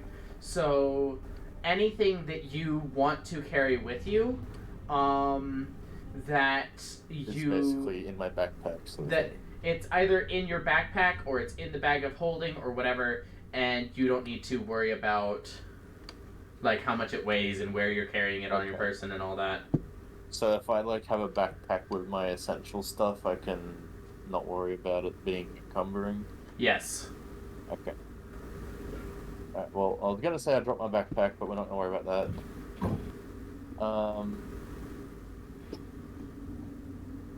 Well, I guess someone needs to go first. Alright. Oh, I did two of my. What the fuck? Oh, I've got an extra one. Oh yeah, Alan, can I pull my pants up?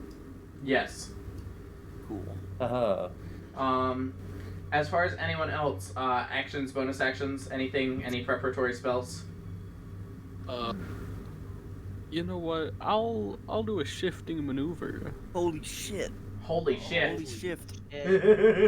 Holy shift. I'm gonna hop the rage. Gotcha. That'll let Go ahead and roll for that. But two Krakatawa. eight. Lost a minute. Okay.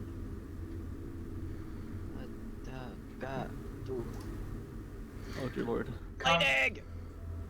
Oh, nice. Yo! Thor! Holy shit, that's a lot. Yeah. Ruben has wild magic, and so every time Ruben rages, it's the roll on the chart. I'm thinking before that goes off, I might take the opportunity to bless some people Ooh. and give us a good start on combat. So I will use bless and You just casting that at first level, or? just for the three of us that are going to be at the front. So I don't know specifically who's hand-to-hand fighting here.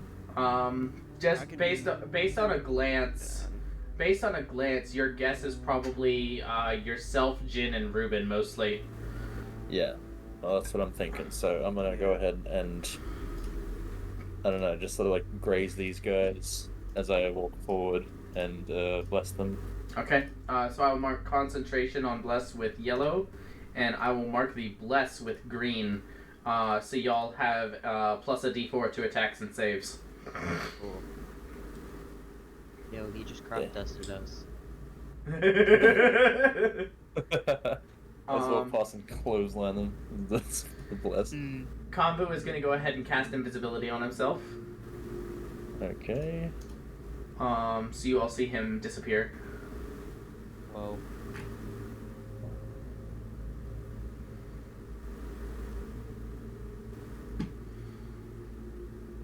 Eterna, anything? A dumb idea. Okay. Oh, here we go. Do I get movement and action? Yeah, up to 10 feet of movement and either an action or a bonus action is what I said. Okay, I'm going to.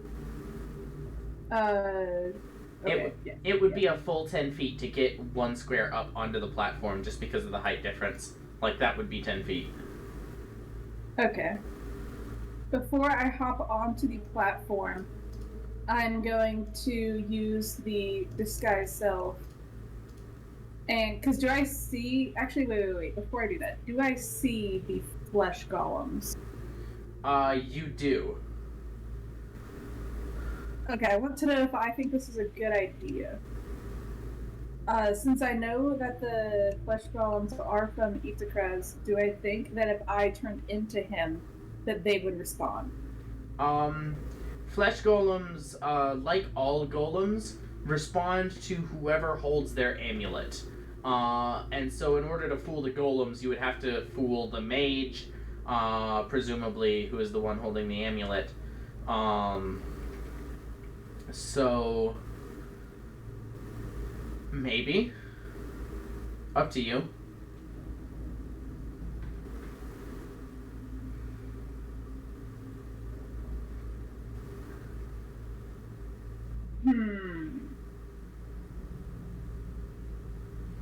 I will note, I am gonna have us take like a 5 to 10 minute break before we actually start combat here. Yeah. So you can go ahead and, if you want to like think about this for a minute, we can go ahead and go on break, and then you can make the decision when we get back. I'm actually gonna cast True Strike on them. On the flesh golems? Yes. Okay, so that has a range of 30 feet. Well, fuck, never mind.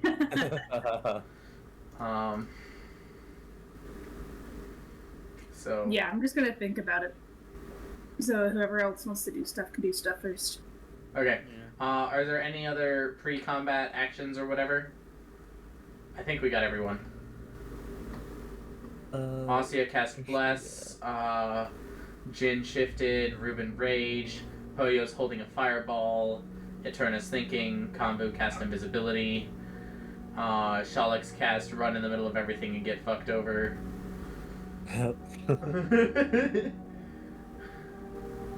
Definitely an interesting choice. Yeah. Silver is known for his interesting choices. Mm-hmm. So are we officially going on break now? Yeah, let's go ahead and hunt on break. Be back in between 5 and 10. Alright, let me get out of this and get him back in my bathtub. I just unpaused the recording. That's gonna be the first thing back from the break. Is Tyler saying, "Let me get back in my bathtub"? Listen, they know I'm in VR, so it's fine. Well, they know now, but like, Jesus Christ. Oh, I don't know.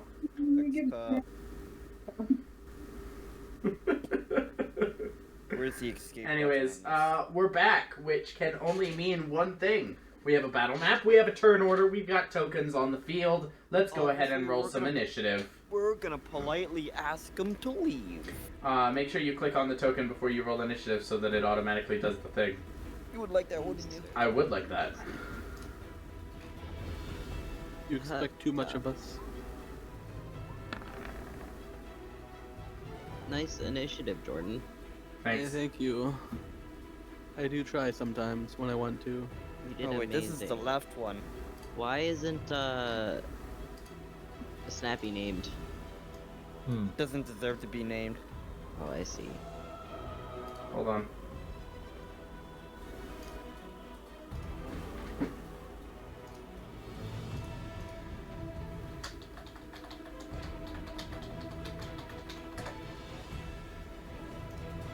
There you go. Yay.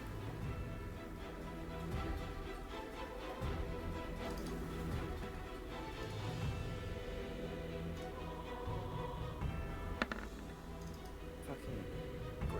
Oh wait, I'm still streaming. That's all. So yeah, You're a loser, Alex. You lost your virginity. I didn't mean to say that on I'm sorry. I'll remove that from the recording. Who fucking cares? You know what? No, don't even remove it from the recording. Everyone on the planet anyway. needs to know that Alex fucks. Yeah. But he I'm lost, Not though. a He's a loser. virgin. He lost. Alex gets bitches. Yeah, and his name is Michael, and he He cries is. like a baby. He is a bitch. He is a bitch. Select. so I decided what I wanted to do during the like baby surprise round. Cool. That's pretty baby. I know. Oh, I have a blister on my feet and on my heel. I didn't know that. That's why it suddenly hurt. Discord. Right here. I decided that whenever like we get ready, you see Eterna just kind of like he looks like it's painful, but you know that like casting spells doesn't hurt. And then she puts on the necklace and turns into him, and Alan has the description. Yeah. Ossia, I guess you we would go. likely recognize this. They would. Not necessarily from like in person, but you've Okay. definitely seen depictions of this person before. You see a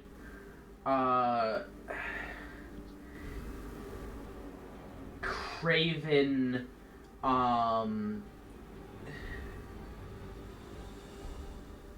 emaciated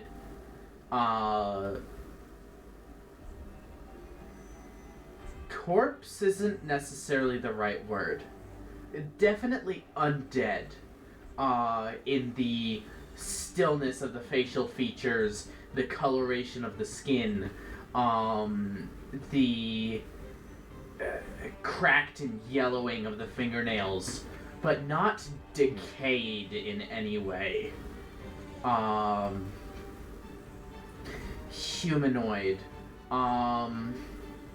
Appears dwarven in build, although based on the unhealthily skinny form, it could also be gnomish. Either way, it's much too tall for either of those. Maybe about 6'3".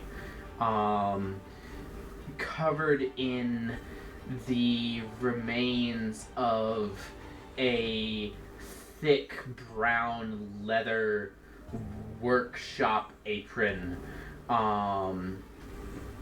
and arrayed with a bandolier of various bubbling potions and needles filled with colorful and swirling and definitively unhealthy substances. You see in a pouch off to the side there is a sort of, I wouldn't say book as much as a collection of loose papers. And on the right side, sewn into the apron almost, is something between a staff and a wand. Maybe if it's a wand, it's a long one, about 2.5 feet worth of this gnarled, twisted wood, run through several loops of leather in the apron, holding it in place, with carvings across it. You can see probably the most striking feature is, while one half of the face is just there, and it's the face with this sort of electric blue eye dominating it, a slight tinge of facial hair, again, like almost drained, as if the color is gone. Part of where you can tell it is definitively undead. The other half of the face is covered in glass, and you can see the exposed brain almost lit up in a oil slick rainbow through the glass, and beneath it this array of glass jars attached into it with various tubes, pumping liquids in and out of this brain exposed on the right side of the face, forming the rest of the skull. You know this image to be the image of Itakraz, one of the 3 generals of devastation. A mad scientist by every description of the word. He's a scientist?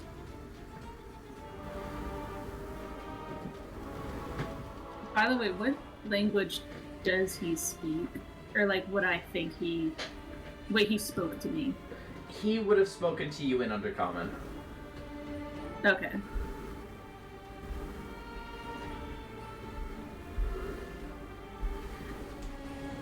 I assume that I mimic his voice since I've heard it. Yes.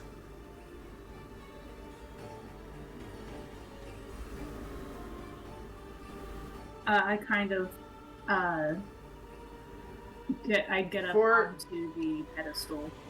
For context for what his voice sounds like,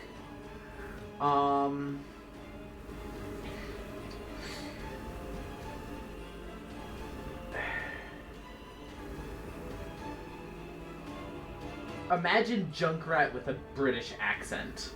Oh God. If you can. Quick.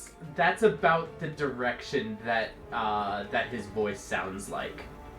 It's that very high-pitched, very like fast-speaking tones, but very refined language, lots of jargon. Jargon? Yes. Yes, that's what I said. Okay.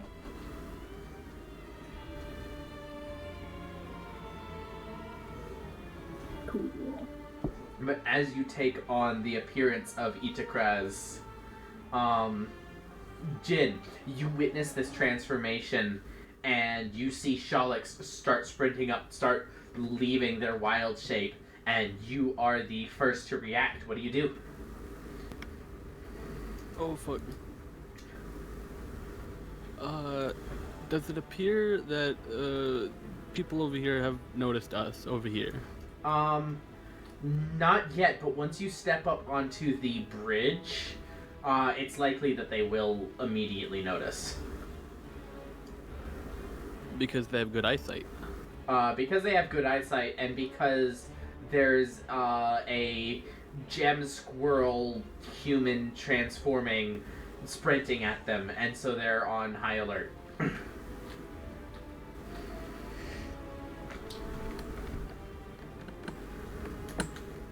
Well, what if I do a sneaky maneuver? Nick. For a rogue? What? Nah, that's Not allowed. You can certainly try to sneak through. You do know that there is an alarm spell, though, or some kind of divination magic. Do I know when that begins? You know that it covers the entirety of this first circular platform, which means that Eterna has already triggered it. Ah, so it doesn't matter.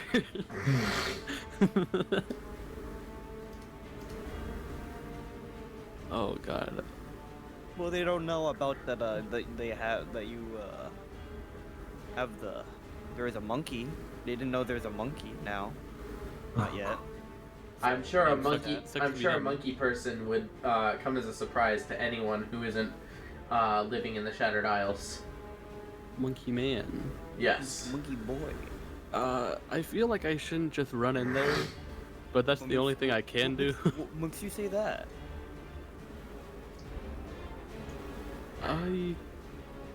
Oh.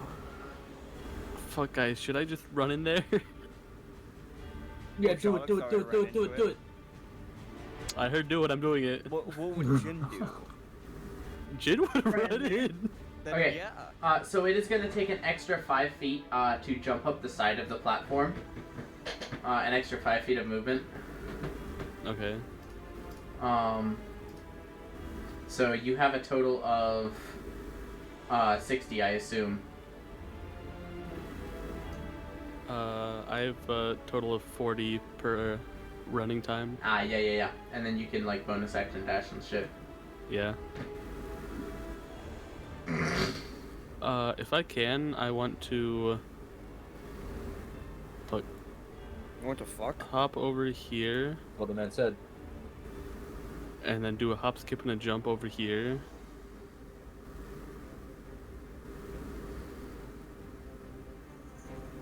And then try to find a good place to hide over here with my action for sneaking, maybe. Jin, you should probably. Actually, you know what? You have evasion. Never mind. I'm not gonna remind you that I'm gonna probably fire a bulb somewhere around there. Oh, you know what? Okay, so with 40 feet of movement per thing, including the 5 feet tax of going up the platform side, that's about as far as you can get, assuming you manage to do the jump. That's Which not is bad. not quite far enough to find a hiding spot.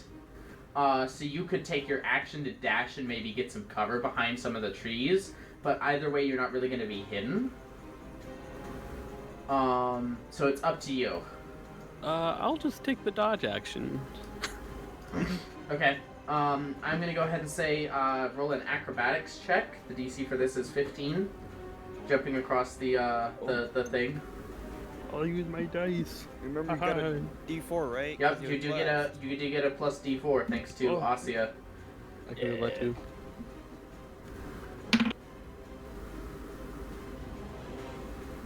Acrobatics.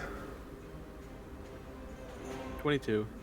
Oh, 22 nice. is just fine. You managed to leap over to where the pillar rises up out of the water and leap off of that onto the secondary platform,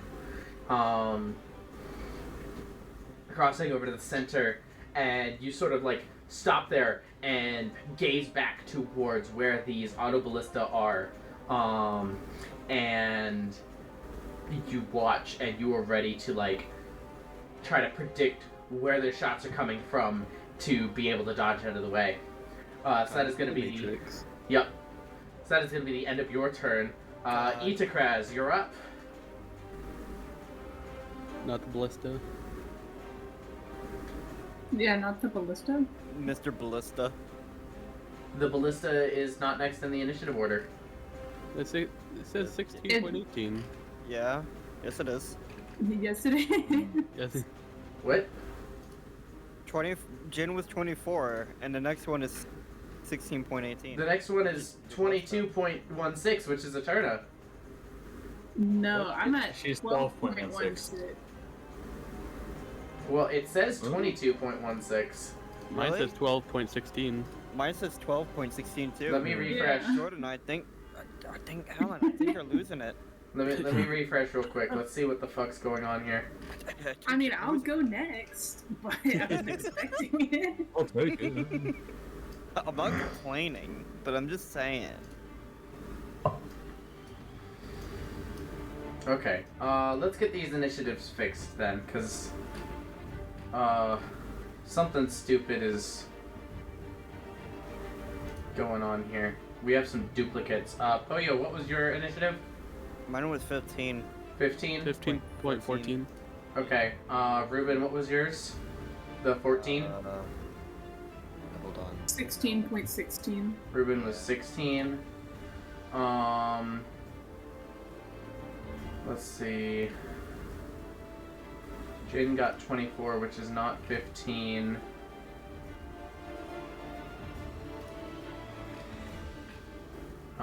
So let's see. Let me make sure.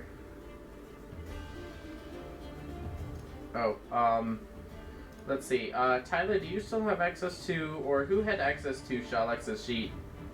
At one point? I do. You do? Okay, Yeah. Would you mind running Shalex? Sure. Cool. Just so I can keep track of everything else. And they need to go ahead and get an initiative in, because they didn't, because I'm stupid. Yeah. Let me load it up.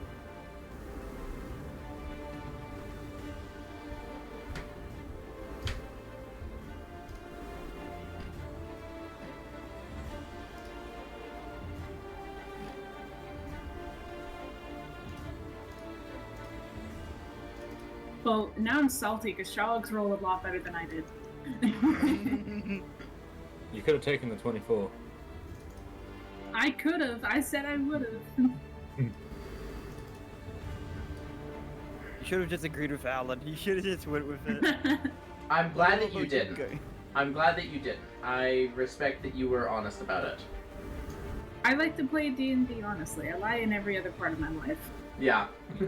Yeah. That's part of the role play thing for it. Is your role playing as an honest person. Yeah, that's why I turn it as a lie. But gaslight though. Okay, that's not lying. That's gaslighting. They're different. Yeah. Honestly, any connection that, between those two is just something that you just made up. Wow. Insight. You fail. Fuck.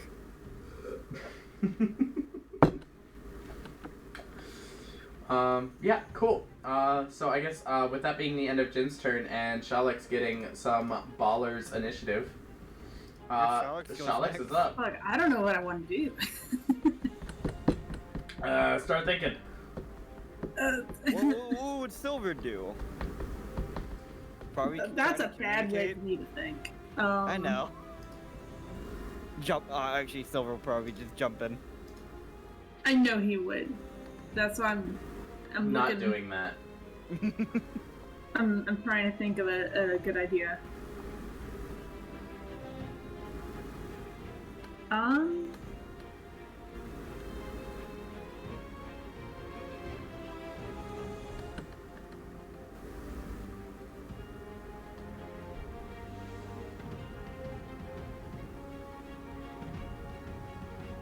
Okay.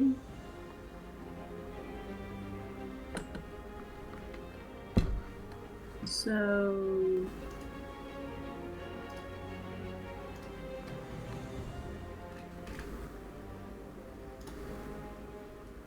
I'm going to bonus action Hail of Thorns. So let me just. No, that didn't actually put it in the thing. Damn.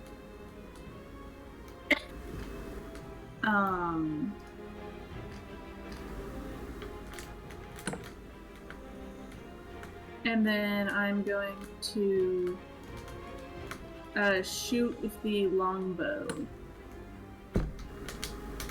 Why does it have 3 different longbows?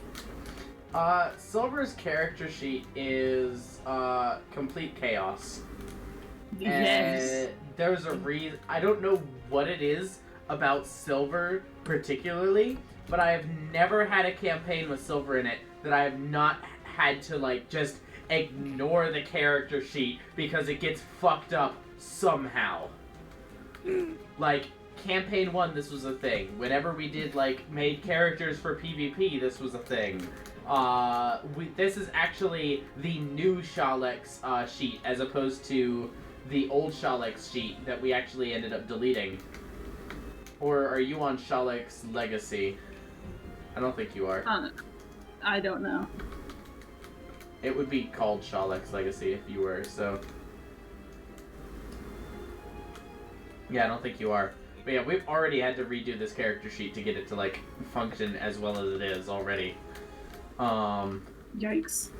So yeah, pick a longbow. Any longbow. Oh, I did. Oh shit, you already I did. put it in chat. Cool.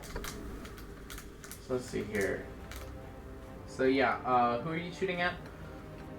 The flesh golem on the left. On the left, so this one. Yes. Okay.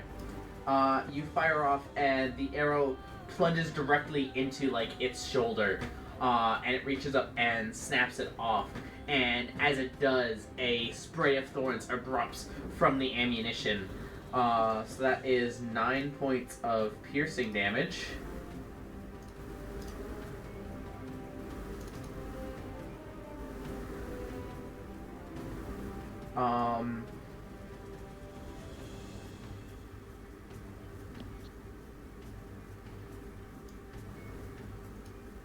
Okay. And then you upcast Hail of Thorns?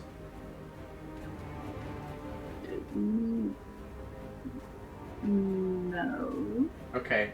Yes, I think I did. What you put in the chat is casting at 2nd level. Then I did it at 2nd level. Cool. I will have them roll a couple of dexterity saving throws.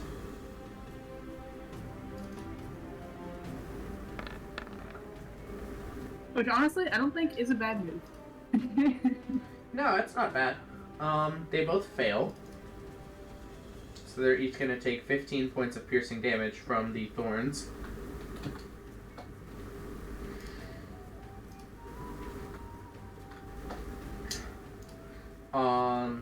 and you notice as the arrow hits and the thorns spray across, the arrow doesn't seem to affect them, but as the thorns sprout out, it seems that the magical nature of the spell that you cast seems to have much more of an effect on these golems than the non-magical arrow.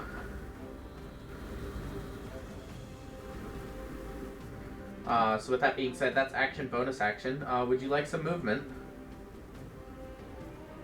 Yes. The movement is to back the fuck up. Very cool, Kanye. So that'll be the end of Shalex's turn then, which brings us to the Balliste. I will say we'll go ahead and do Poyo's fireball first, as you see that they are getting ready to fire. Fireball. You fire first. Prime dragon. Fireball.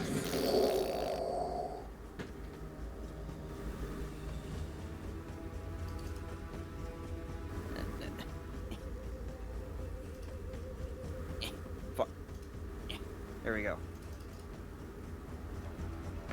Wizard time, motherfucker! Fireball! Fantastic. Wait, That's shit, that's a lot of ones. You have a thing for that, don't you? Oh yeah, they're all twos now. Yeah, so why don't you should figure out what the actual damage is. Alright. Give me a second.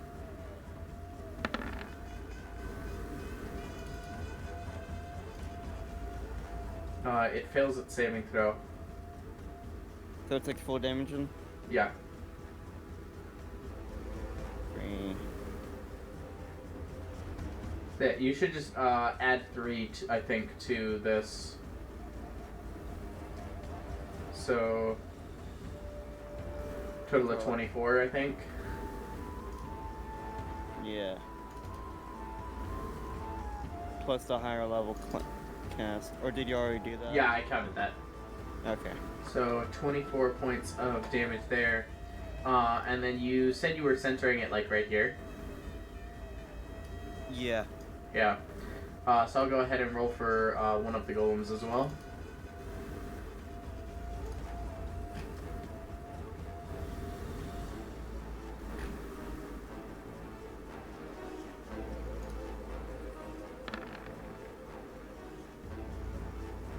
The golem definitely fails. I wish I rolled better on a fireball. So that is 24 points of fire damage to it. And you notice that as the fire kind of brushes against it, the golem seems to almost cower away from the fire. You're not necessarily close enough to see this, but Shalex, you definitely see that as the fire dissipates from the fireball, there's a fear in the golem's eyes.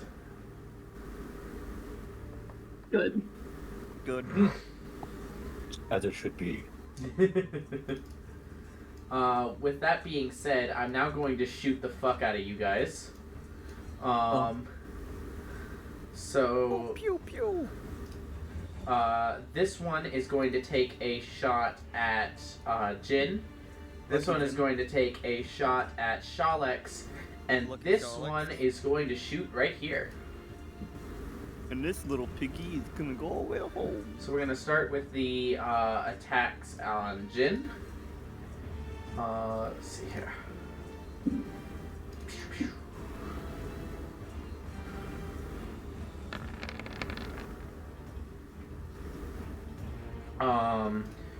As this one loads up and fires off one bolt, and then it is just as it fires off, it's rocked by the explosion. 11 to hit, I think, misses. Yes, sir. And so as the fireball kind of rocks it, it knocks the bolt off course. And then the second shot is a 17 to hit, even with the disadvantage from your dodge. That sure does hit. So that does hit for a total of 10 points of piercing damage. Oh, there goes my temp. I will say, because I don't think you've been using this, and I want you to remember to use this, that as a rogue, whenever you take damage, you can use a reaction to take half damage, as long as it's from an attack. Oh, what the fuck? Yeah, uncanny dodge. Yo, can I do that? Yeah, Is that just like an always thing? that's an always thing. It's not even like As used long as as a you have a resource or reaction. whatever. As long as you have a reaction. Whoa. Should be right here. Kapowie. Yeah, that. Fuck. Whenever- Who's in the middle there? Huh? Oh, you remember that, Jordan? Who's in the middle there? That is the mage. Bad guy. That is bad guy. Okay. Yeah, I'll use it. I'll use uncanny dodge. Okay. So that brings that down to 5 points of piercing damage to you. Yeah.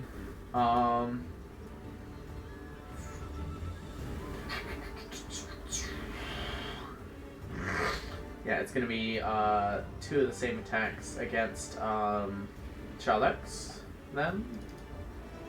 Mm-hmm.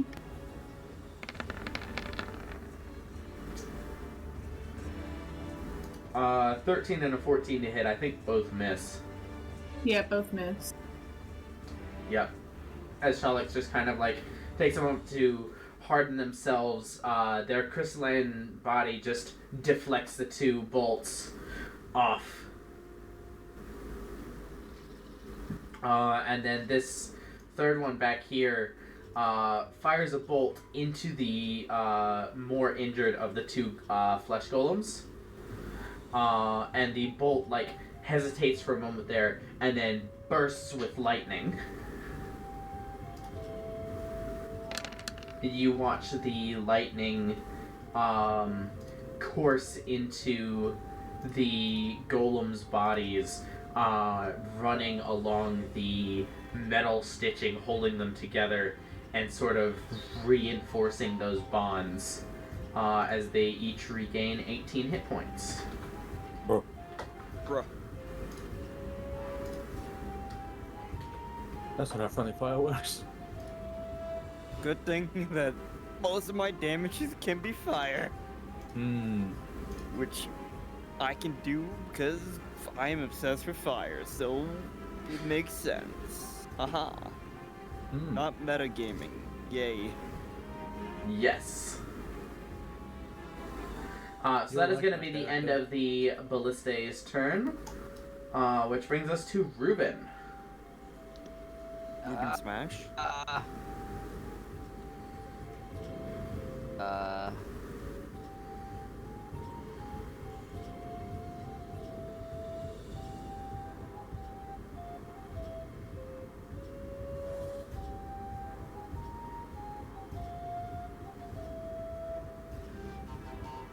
So I'm assuming I can't do my lightning thing. I don't think there's anything within range. What's the range on it? It says anything I can see within 30 feet. Yeah, within 30 feet doesn't exist for you right Don't now. shoot us, please. I don't need lightning right now. I'm good.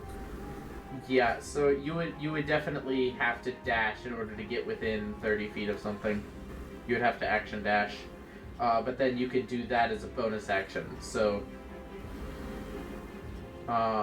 like if you action dashed up to that second platform there, you could bonus action Blast of Light on this ballista here.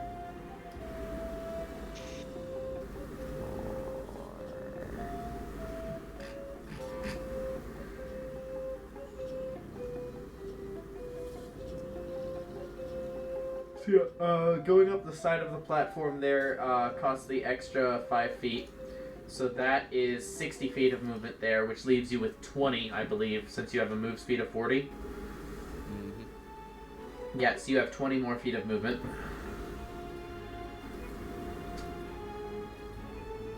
Okay. No, I wasn't. I'm just. Oh, I'm sorry.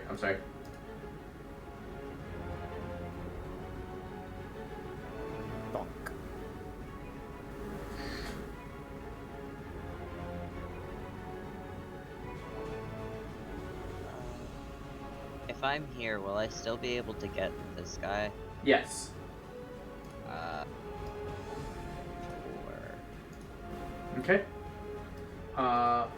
Running up, dashing across the bridge, taking a hard turn on that second platform, and as you do, you feel that energy well up within you, and a blast of light just emanates out from your chest towards the ballista.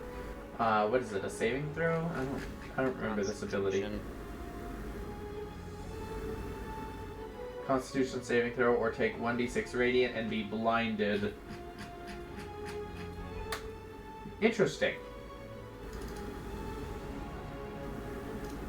Well, it does have advantage on this, but its constitution isn't the best. Let's see here. Oh shit, nat 19. That's pretty cool. So I guess it succeeds on that. The light kind of washes over it and just like deflects off of the metal exterior, the sort of armor plating on the front of it.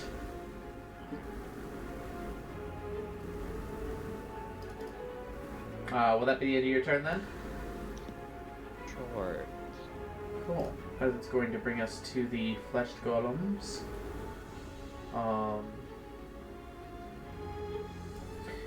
This one.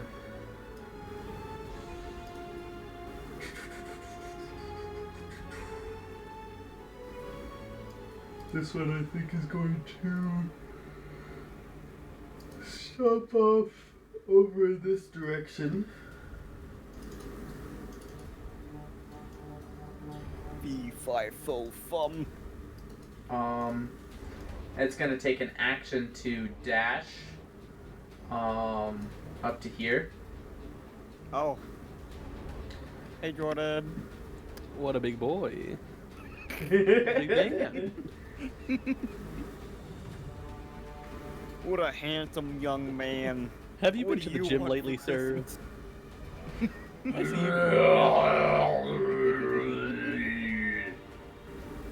you know, I think I met that person at the gym before. And as he like dashes up to you, you notice the sort of like residual fear in his eyes from the fireball that Poyo had launched fade.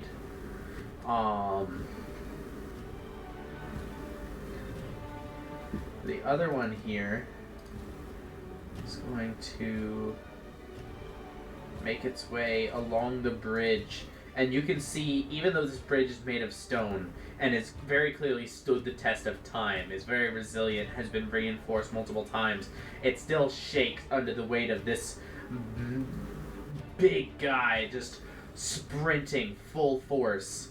You can see like dust coming off the bottom of it as it runs across to this platform where you are, Shalex, and it just reaches up with both hands and just brings it down straight towards you. So that is going to be 2 slam attacks. Wah wah.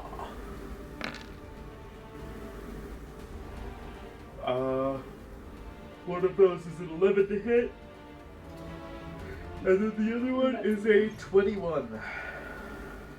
21 hits. Alright, that is 16 points of bludgeoning damage. As you manage to, like, duck out of the way of the first one, and the second one, the fist, catches you, like, on your thigh, and just, like, kind of twists your leg a little bit, and you have to, like, sort of, like, roll across the ground and, like, regain your footing, but it hurts. But that is going to be the end of their turn. Which brings us around to Poyo. So, from my perspective, I just shot a fireball not too long ago. Yep. And I just see this big guy, this big dude, who just comes up to Jeff and shit. Yep. Okay, well, first off, I do the dragon mantle. Which one? And Sound second, effect.mp3. bro, I wish we could afford it. Man. Yeah. But anyway, that doesn't matter now, cause Prime Dragon Eldritch Blast. All right. And that fire motherfucker. 22 will definitely hit, and that one will unfortunately not hit. And yeah, the Dragon Mantle doesn't apply to these because it already adds your Charisma modifier. So that's It's fire. Yeah, It's fire. but it's fire damage. And that is a total of 7 points of fire damage. And Jin, as you see 2 bolts of fire, you recognize this is Poyo's specialty. 2 bolts of fire fly off. One of them misses entirely, like grazes past your shoulder, almost like takes your ear off. The other one hits this guy smack in the face, and you can see that fear that had just faded sparks up again, full force. As this golem that suddenly focused on you fully suddenly glances off into the distance to where the fire came from, to where Poyo is, almost nervously. I just yell out, "Hey, Poyo! Yeah. I've been meaning to get a haircut. Thanks for that." Listen, you blended into the background. That's your fault. Looks at the background of reds and grays and purple. Maybe Polio's colorblind. Maybe. I think Eterna would best blend in. Yeah. Maybe, yeah. Although Eterna is kind of like half like exposed brain right now. Itakraz. Yeah, no, like, yeah. But like she's Eterna. not Eterna. Yeah. But yeah, anything else, Poyo? That was action and bonus action. Do you want to move? Hey Eden, cool question. Yeah. What's your plan when it's your turn? I 'Cause, don't fucking know. Oh, perfect. Cause I want to get thrown and shit. I can Only- throw you. I want to get yeeted. Turna, launch me. Launch me. Turna. I go up over there. Make my way downtown. Do. Where am I throwing you? You can. It's probably best for me to. And I'm gonna be like right. I can handle it. Okay. Maybe right there, but maybe right next to Jin. Either one works. Okay. Whatever's easier. Actually, Noted. So have you guys already figured out the distance that a Turner can throw people? nope. No, Oh. No. Oh. we're about to. And We're I'm about sure this will be fine. Whenever Poyo like is like, "Hey, throw me," can I just like shove him and be like, "Keep going"? Yeah. Cool. Poyo, at the behest of Eterna, you use the rest of your 10 feet of movement because you spent 20 feet getting there with Yeah. the extra 5. So you keep going a little bit as far as you can, and that is as far as you get. Yep. Which brings us to the mage.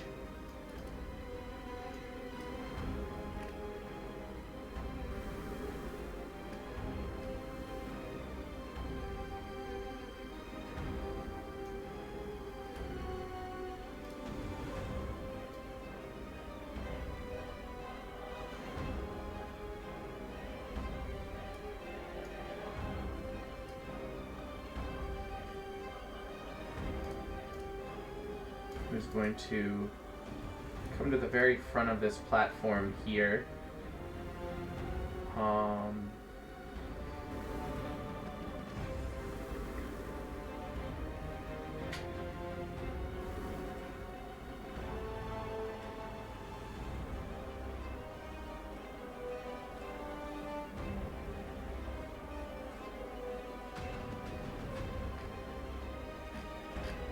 I think for now,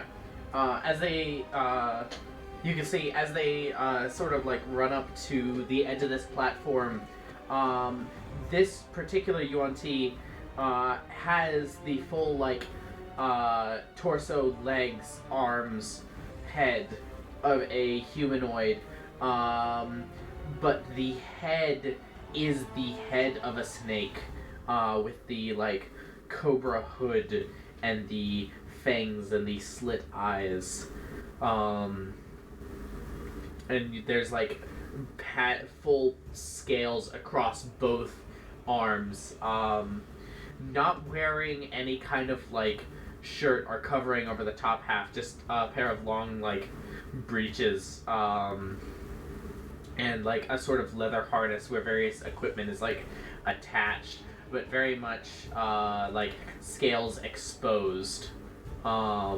They run up to the edge of this platform and pull out a long, thin piece of silver and motion with it, and then kind of like flick it, and you all hear this sort of like ringing, clear crystal note that just travels across the distance and bursts into an explosion of sound right behind Shalix. I need you to roll a Constitution saving throw.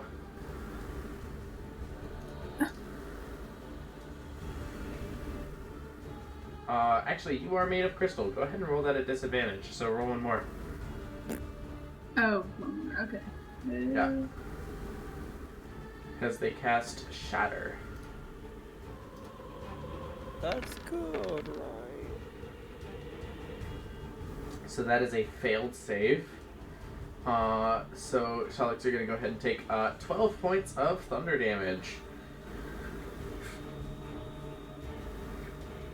Shalix is just gonna grab their ears and be like, I wish I couldn't fucking hear this. I wish I didn't. My ears.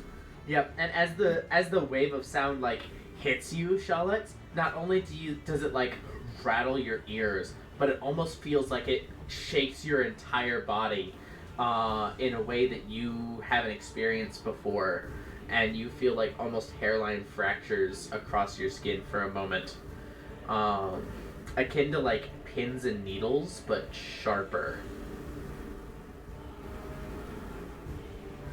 And that is going to be his turn, which brings us to Eterna. So Eterna is going to keep up the act. Eterna is going to stomp over. I'm going to grab Poyo. And how far can I like drag Poyo with me? Moving with like carrying Poyo behind you is half movement. Okay. So that's 5 feet, and then that's 15, 25, and I think that's all the movement you have, unless you have a higher movement speed than 30. 45. You have 45, so that's 25. 35, 45 is all your movement. You can't quite get through the arch. I'm going to yell out in Undercommon in his voice. I'm going to yell out, our deal is over. And I'm going to, since I've been dragging Poyo, I'm going to yeet Poyo. Sure. Go ahead and roll just a straight athletics check for me. Athletics. And I'm going to give you a +3 to the roll for the running start. That is going to be 17 plus 7, and then plus the +3 is 27. Very nice. So If you could throw me into the branches or something. Yeah, Yeah, where are you trying to throw? You're just trying to throw him straight ahead? I'm gonna try and throw like right here beside the ballista. So you can't quite get that far. I would say, because throwing a person 30 feet is tough. Do you know how far 30 feet is? It's a pretty good distance.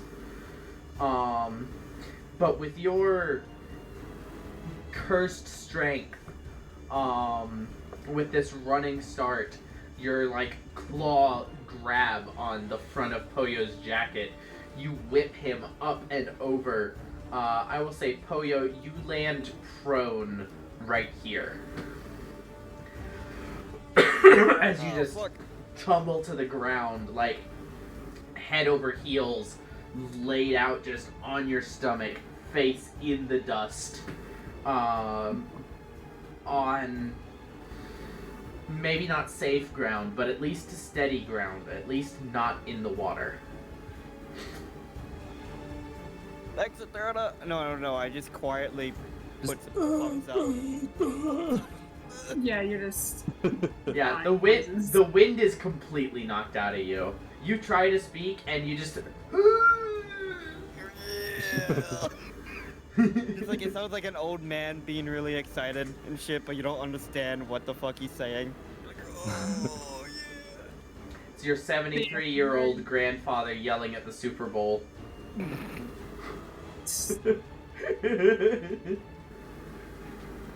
So whenever Eterna So that's action and movement. Deal is over. Eterna wanted to like yell like our deal is over and look at the mage. Because Eterna is full on trying to impersonate Itakas. Right. I will say our agreement has come to an end, I guess, would be the more wordy version of it.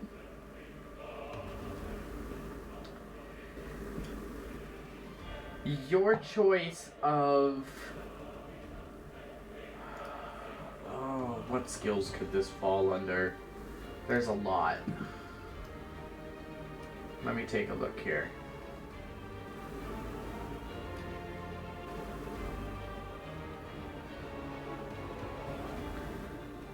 I will say your choice of deception, persuasion, intimidation, or performance. Any of the charisma checks.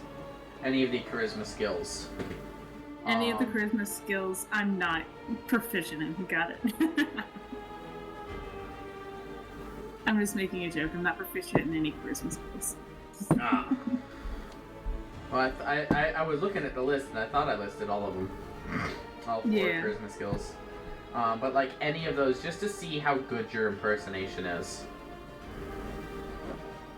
I think my impersonation, I don't know if I would go under intimidation or performance. I don't know which one of those would be more. But it's all the same. So that is going to be a 17 plus 4. 21. For 21.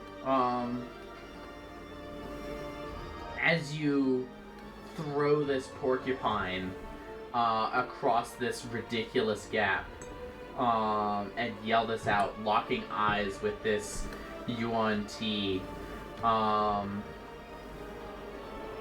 you see a flash of recognition in the Yuan Ti's face, clouded with suspicion.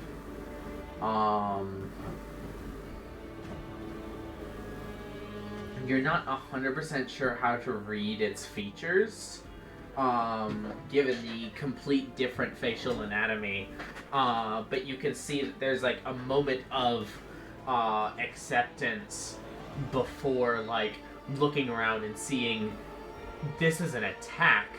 Why is Itikraz here if there's an attack? What's going on?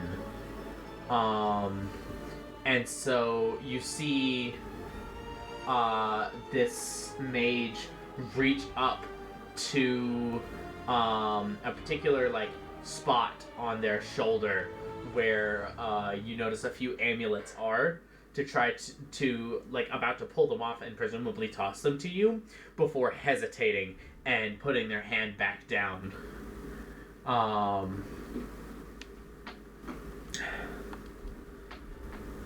And you do not speak the Yuan Ti language. That is correct. I do not. So what you hear is a series of hisses and clicking noises accompanied with certain movements of the head that you ascertain as a language of some kind, but you have no idea what's being said. You might as well be trying to understand bee dancing. Based on the context, would I be able to roll insight to be like, I'm assuming they're like, why are you here? I will allow you to roll an insight if you would like, but that will be the end of your turn. Yeah. That is a 15 plus 2, so 17. 17. Again, you can tell that there's suspicion. I'll say with the 17, you get the sense that the suspicion comes mainly from the fact that, Everyone here is attacked. You seem to be participating in an attack on this bridge, which doesn't seem like...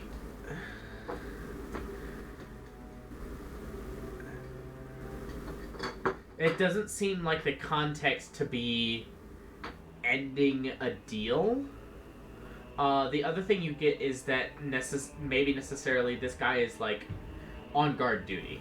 He's not necessarily the important person to be talking to if a deal has ended, especially not for someone as high-ranking as a General of Devastation.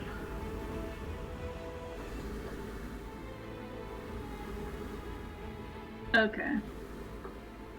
So there's two layers of suspicion here of why is there an attack happening and why are you talking to me about this?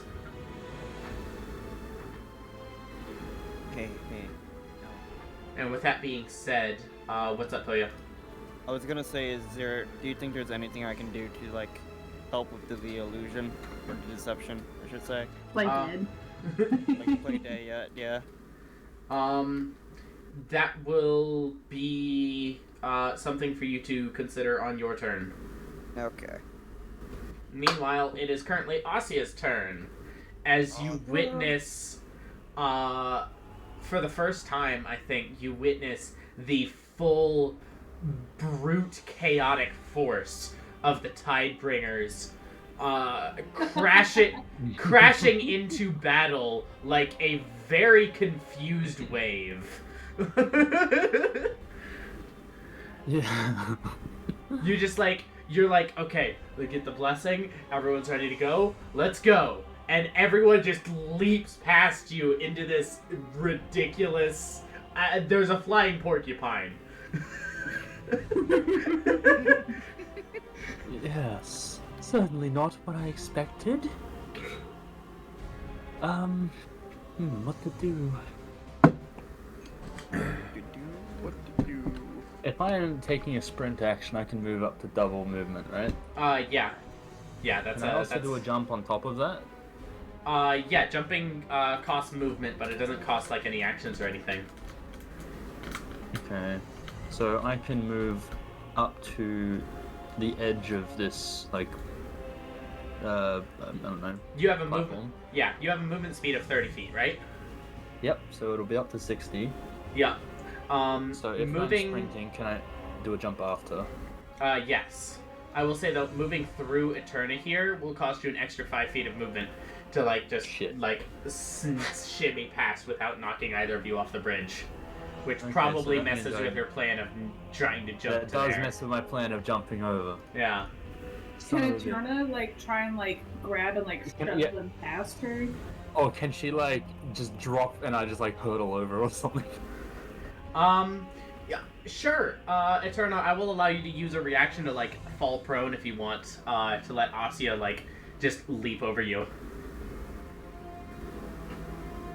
And not cost that extra 5 feet. I'm just gonna start running.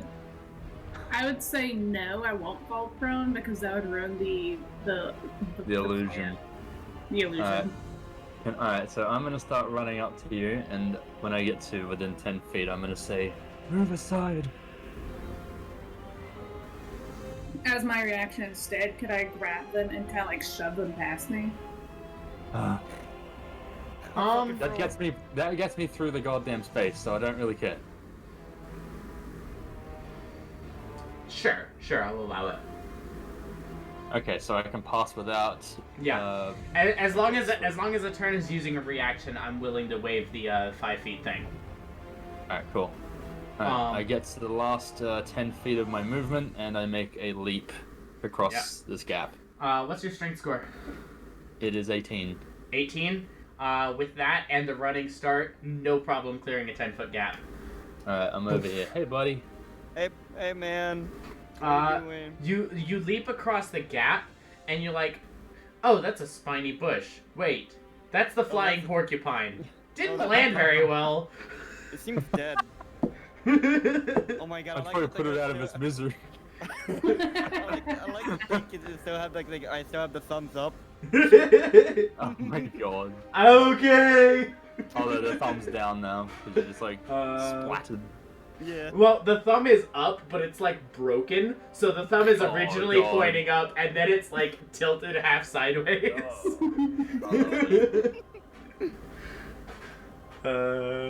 Boy. Just, I'm okay, thumbs up, and then the thumb falls off. Oh god. So yes, now I've taken the sprint action, I can't continue with an attack or anything. You do have you have a bonus action, which I think you can do some things with as a paladin, but... Yeah, I could possibly cast a spell if I wanted. I don't think I have anything... anything in your arsenal. The main thing to pay attention to is that if you cast a spell that's concentration, yeah, I'm already concentrating. Yeah. Well, story of my life. Almost everything I could use in this situation is a concentration. Because smite and shit. I'm Yeah. guessing. Yeah. Alright. Is that the end of your turn then? Alright, I will equip my shield, make sure I have my block ready for this ballista in front of me. Yep. If it fucking knocks me into the water, I'm gonna cry. I'm just like on my tippy toes, and I'm hit. And then Yes, exactly like that, Ethan. Next up, following last in the initiative order, is Kambu, who I don't know how didn't end up in the turn order here. I suppose I never did change the name attached to this token. No. Pretty badass name. Let me get the...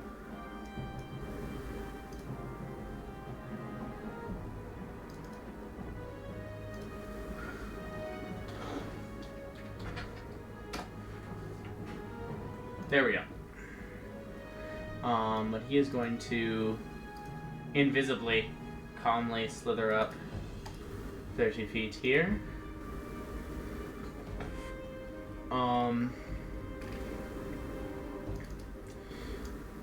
Take an action to dash here, right up behind you, Eterna, and so you hear Kambu like slither up behind you, immediately behind Asya, and he begins whispering in your ear, translating what the Yuan-Ti said.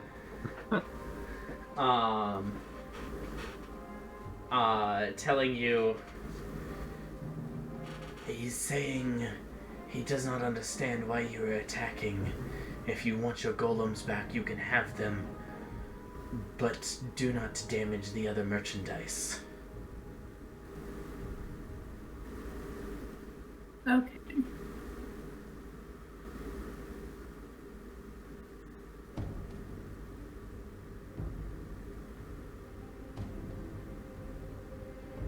I also just kind of whispered, by the way, thank you for translating. I saw your confusion.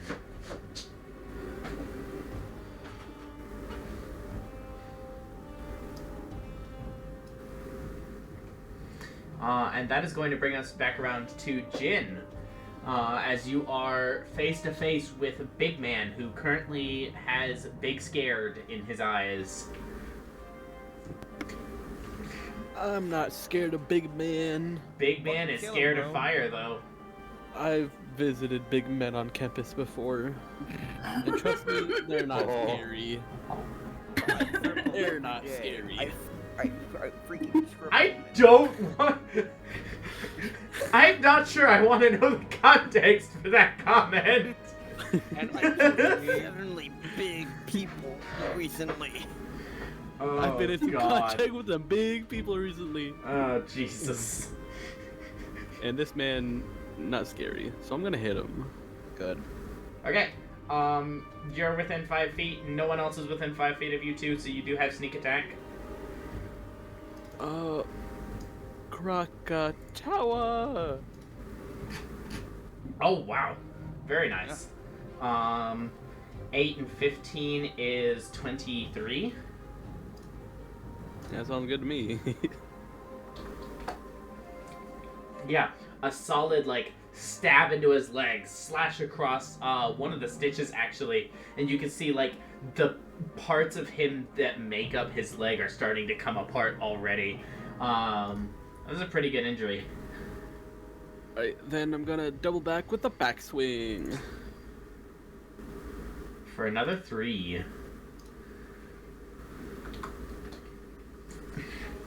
Damn, so that's what a natural 1 on my damage looks like. Let's go. Big sad, big sad. Alright. Why is it only plus... Why is it only +1 on the modifier? Hold on. Because that's left hand for dual wielding.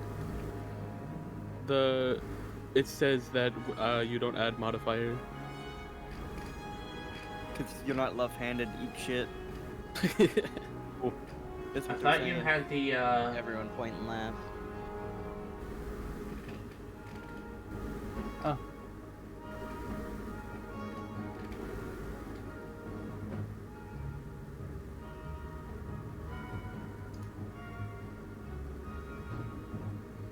I see. Okay. I did do it right, yeah? Not entirely, but, close enough. Not entirely.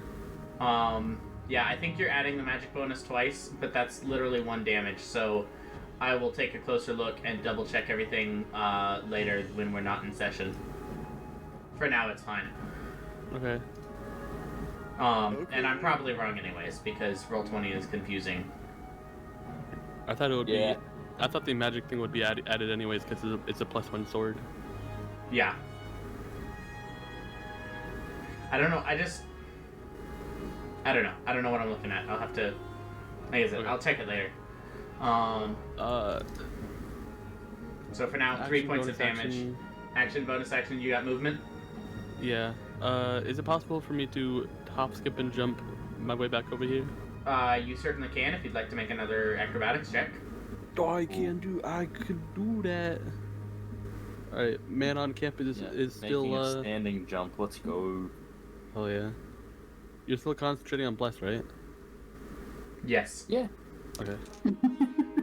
Just making sure, Oh, I forgot about you. I drop concentration as soon as I see someone do something risky. They're the ones that need to concentrate. 15. 15 is exactly what you need. Out of curiosity, though, what's your armor class? 17.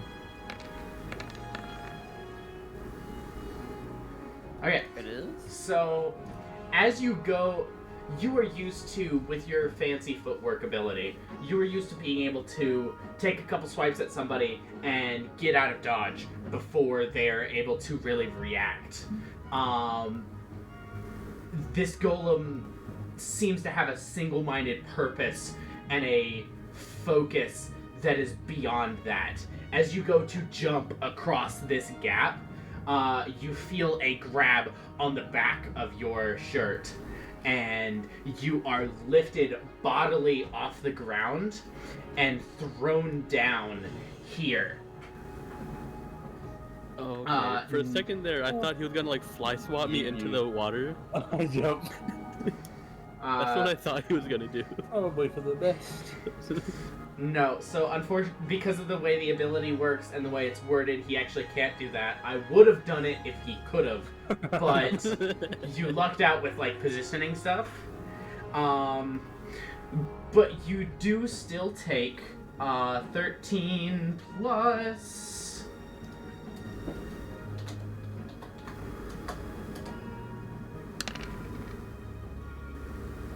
A total of 20 points of bludgeoning damage, and I need you to make a strength saving throw. Oh boy.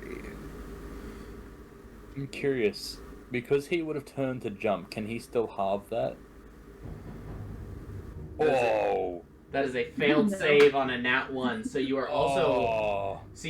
knocked prone. That's the only effect that has. The nat 1 doesn't. And yes, if you would like to uncanny dodge that, you can. If you want to cut that 20 down to Fucking 10. uncanny dodge that. You have no other choice. What do you mean no other choice? He's probably gonna smack me for something bigger than that. Bro, I can just, dude, it's gonna be my turn soon. Well, You ain't gonna Relatively murder this soon. You man. fell prone as I can well, murder though, him. didn't you? Yeah, Oh, you are knocked prone as well, and one of the effects of this is your movement speed is now reduced to 0. I don't need no For the rest of the turn. movement. So I don't you are need not movement. going to be able. You're not going to be able to stand up this turn. So he's going to have advantage on his attacks against you if he decides to do that. Well, it's a good thing I have uncanny dodge to help me with that. So you're going to take the 20 now. Yeah. Okay. Coolio. How's it feel when I give the enemies the sentinel feat? Yeah, fuck you. Feels good, man. Shalex, what are you up to? Only Bob is allowed to do that. Sharlex is going to.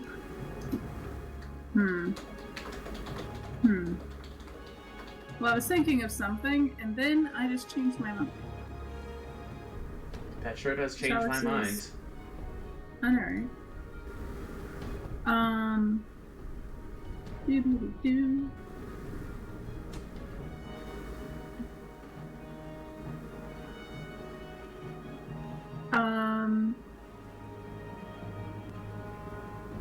You know, yeah. Ooh, gonna cast Scorching Ray. What are you targeting? The big boy in front of me. Big boy in front of you. Scorching Ray is a ranged attack, so you do have disadvantage. Damn, I do, don't I? Yeah. Not that these guys seem particularly interested in avoiding attacks, or particularly armored for that matter, but it's worth noting. Then, in that case, I'm going to instead do Burning Hands. Okay. Oof, that damage. Yeah. I will go ahead and roll that dex save.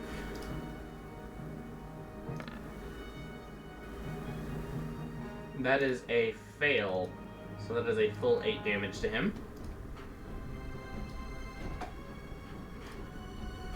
And then I'm going to move over there. Okay. And that'll be the end of your turn? Yes. Okay. Oh, wait. Can I bonus action Wildfire Spirit? Is Wildfire Spirit a bonus action? I feel like it is. Yeah, I think it is. Probably. pretty sure there's definitely some times where Silver has saved me with that. Oh no, it's as an action. Ooh. Oof. No. Oh no. That's big sad. Mm-hmm. Yeah. Next turn then.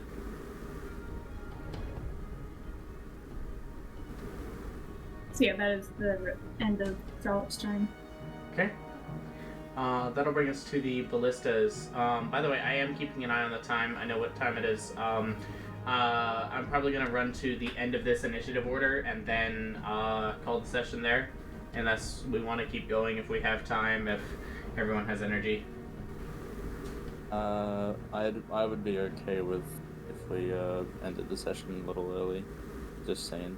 Yeah. Well, I'm not gonna end it like super early, but we'll just run to the end of this initiative loop. So we'll get to Kambu's turn, we'll finish his turn, and then we'll be done. Alright. That's good. So the ballistae.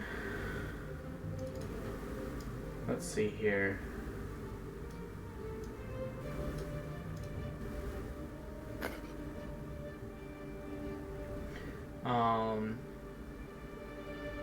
This one is going to move its 10 feet back here.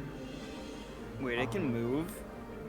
Yeah, you watch as, like, where it's planted, suddenly it, like, steps up on this, like...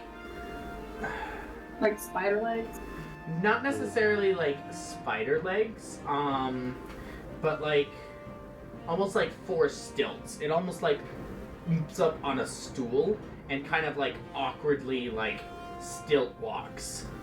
It doesn't... Hey, get back here! It doesn't appear to be very fast, and then it, like, thum, back down onto the ground, and fires off a electrical bolt, right here.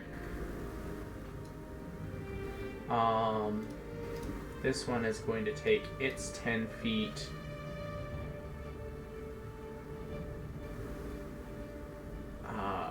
It's just gonna scoot over 5 feet here to try to get a shot at Jin through the tree trunks here and through the trees. You're still gonna have half cover, Jin, so that's a +2 to your AC, and it's just gonna take a double attack against you. Who is? This guy right here. There'll be a disadvantage, yeah? Yes, because you're prone. Yeah. So it's prone, and you have a +2 to your AC. From half cover, but it's gonna try it anyway. And then this one is gonna take its 10 feet over here, and take 2 shots at Shalix. So we're gonna start with the electric charge. Poyo and Asia, I need you both to go ahead and make dexterity saving throws for me. Oh. 12. Oof. Oh, no, it's good. So both of those are fails. No, 12 is good. So you're each going to take 19 points of lightning damage. Can I get a concentration check from you, Asia, for Bless? Or 10. And you see the lightning arc across the ground, and it just reaches this golem here, who is going to regain that 19 hit points. I don't remember how to check concentration. Is it? It's just a Constitution saving throw. Oh, okay. DC of 10 or half the damage taken, whichever is higher. So in this case, it's 10. And with a 13, you pass. So you maintain Bless. Yes. 2 attacks at disadvantage on Jin. Pew pew. And remember, you have a +2 to your AC on these from half cover. Not that I think it matters. 18 to hit. Miss. Miss. Cool. And then 2 attacks regular against Shalix here.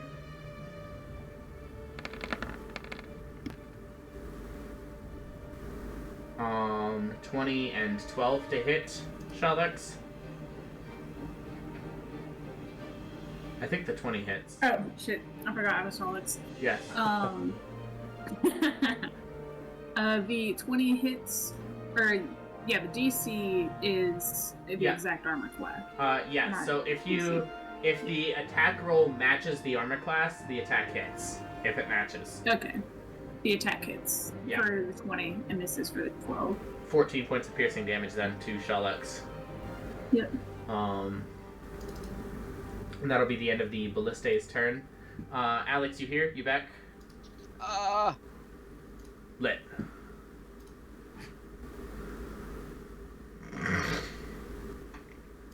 So. Hey, so Eden, am I hitting this man? You can do whatever you want. Because Eterna's cosplaying right now. So. You know what? I like that answer. I'm gonna scooch up one and Flex your chest. that's Flex. 30 feet, right? Yep, that is. Alright. Flex. Make a constitution saving throw, motherfucker. As you unleash another beam of light from your chest here. Constitution saving throw.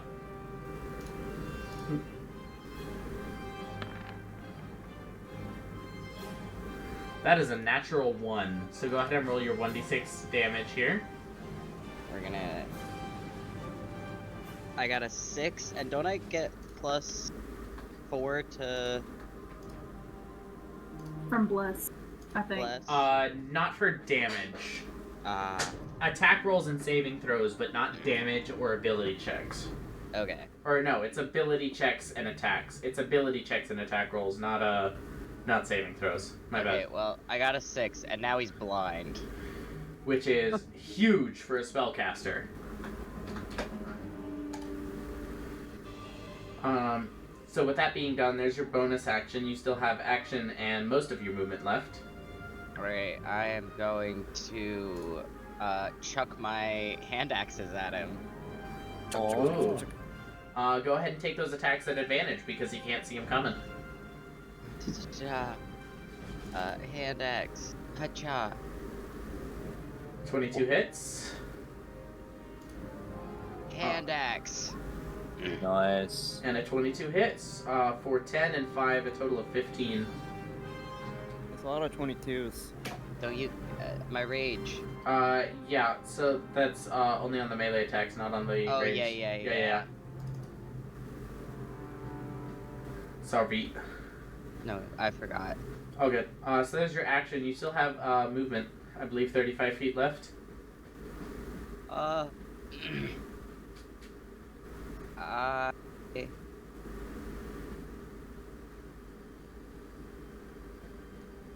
Did you mark his damage? I did. Okay. Yeah, I'll say, as you chuck your hand axes, and they beam back to your hand, thanks to Eterna's enchantment on them, you notice that they seem to be hitting a sort of, like, hex field around the mage, but not actually hitting the mage himself.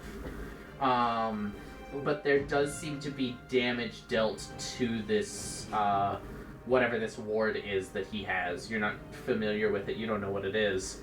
But it seems to be just another barrier for you to smash through.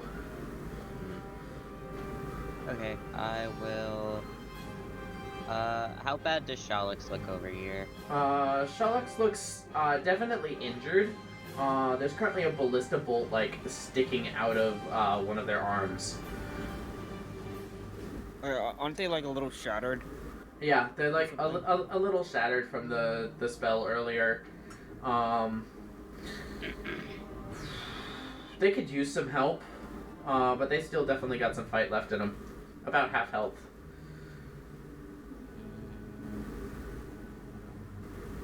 I will mosey my way to here. Okay. And then I will end my turn because I want to keep this guy in my range. Alrighty. How long is he blind for? Until... Ooh, fuck, I don't remember. I don't remember your ability.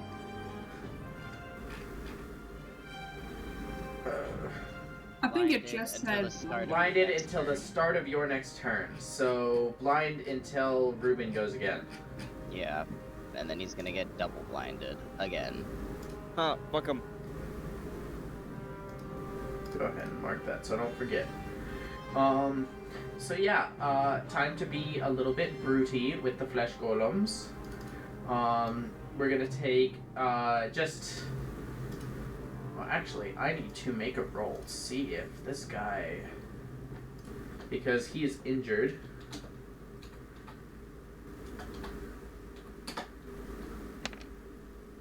No, he's fine. Cool. And he has taken fire damage, so he actually has disadvantage on this, so that with the prone makes it normal. So that is going to be 2 attacks against Jin, at advantage and disadvantage cancels to be normal, and then 2 normal attacks against Shalex from the other one. Jin first. Pew pew.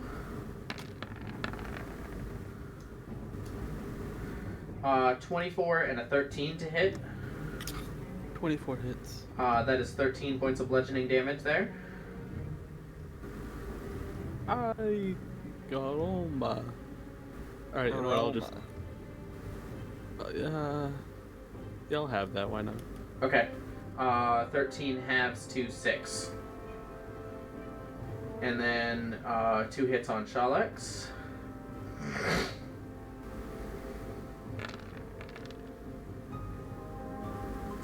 That is a 22 and 11. 22 hits, 11 miss. Alright, for a total of 13 points of bludgeoning damage on the one that hits. So yeah, as it just, Jin, the golem, like, reaches down and, like, you think he's about to hit you, and he just, like puts his hand across your torso, and with the other hand just slams down into your head. You manage to turn away with your uncanny dodge to avoid most of the force of the blow, but there's still, like, almost like a ringing in your ears from the blow. Shalex, you manage to duck out of the way of the first hit, and then he, like grabs the back of your head and comes up with a knee directly to your face. And it just... You manage to not stumble off the bridge, but it definitely dazes you a little bit. Which brings us to Poyo, as you are prone, and is just have the absolute liver shocked out of you. I get up. I get up! I get up! You get Dun, knocked dun, down. dun. Get up again. I'm gonna do what any sane porcupine would do. I'll get my shiny orb and I ponder. By ponder, I mean, oh yeah, and gain a spell slot. Shit. Okay. 3rd level spell slot to you is your action. And Bonus action movement. I guess a shift. Okay. Whoosh. Asya, somehow the porcupine in front of you, somehow Poyo, like, Oh no, fire damage. Oh god. goes from spiky to spikier. You see the spine suddenly elongate. Suddenly there seems like there's more of them, almost forming like a protective coating around him. Ooh. That's all I can do. Yeah. Or do I- You have movement. Oh, I have movement? Yeah. Can I climb a tree? Sure. I want to climb this tree. Okay. How high do you want to climb? It's 10 feet to the trunk, so you can get up to 10 feet high. As high as I can. Alright. You are 10 feet up. I will mark that here. Twink. Is there a way that I can try to like hide in the branches, or am I only on like the main trunk? Hiding would take an action, but you definitely will get some cover from the branches. Well, that's what I meant, I guess. Then. Yeah, so you're not Alright. hidden. People know where you are, but, like, there's still, like, it's gonna be a little bit harder to shoot you. Alright. So that is going to bring us to the spell guard, this UNT here. I do have a fucking blinded. question. Yeah? Like, on their turn, could I call out and be like, then hold out my amulets? You certainly can. That being said, he's currently blind, and that is a little bit more concerning to him than whatever the fuck is going on with suddenly there's a random general devastation here. So he's going to, as his action, he's going to cast Dispel Magic on himself to remove the blindness.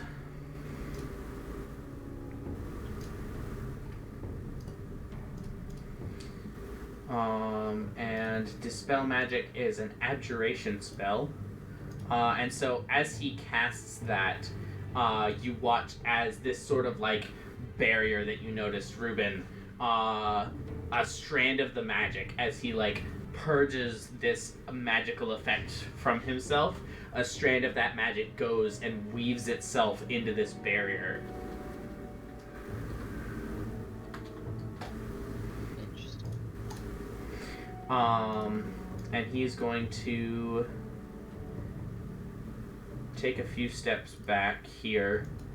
And then in response to what you've said, he does go ahead and like reach up with his hand that is not holding the wand and pulls the amulets off of his harness and like holds them out in his hand, but he's not moving towards you, and he's still very much like defending himself from everything around him. Okay. But Dispel Magic is his action, and he doesn't have any bonus actions, so that is it for him. Which brings us to you, Eterna.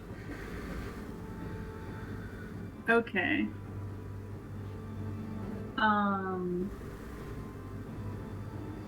I'm going to... That's 15.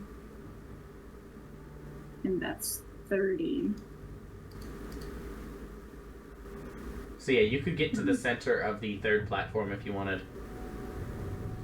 I want to get as close to him, to the mage, as I can. Probably right there. Cool. And how far away is that? 40 feet? Yep. So close, but so far. Oh shit, wait. Do I have...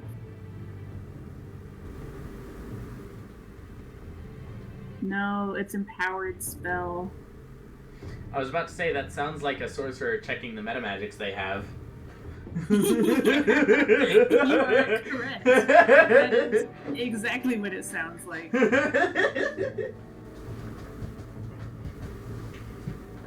Because I would have loved to suggest, give me my fucking amulets. Which probably would have... I'm not even sure I would have given him a saving throw.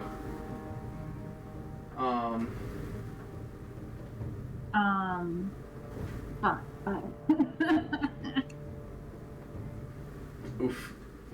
So close, but so far. His I'm mind going escapes to... your grasp for now. His mind escapes your grasp for now. For now. I'm going to like hold out my hand, like wait expectantly, and I'm going to like kind of like say in like a low voice to Ruben and be like, hold on a second.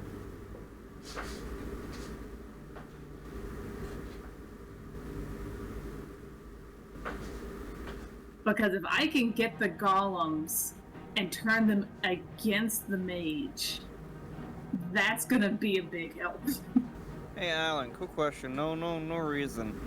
But how much does amulets weigh? No reason, of course. Depends on the amulet. What about this particular amulet? That controls golems. The golem controlling amulets, not much.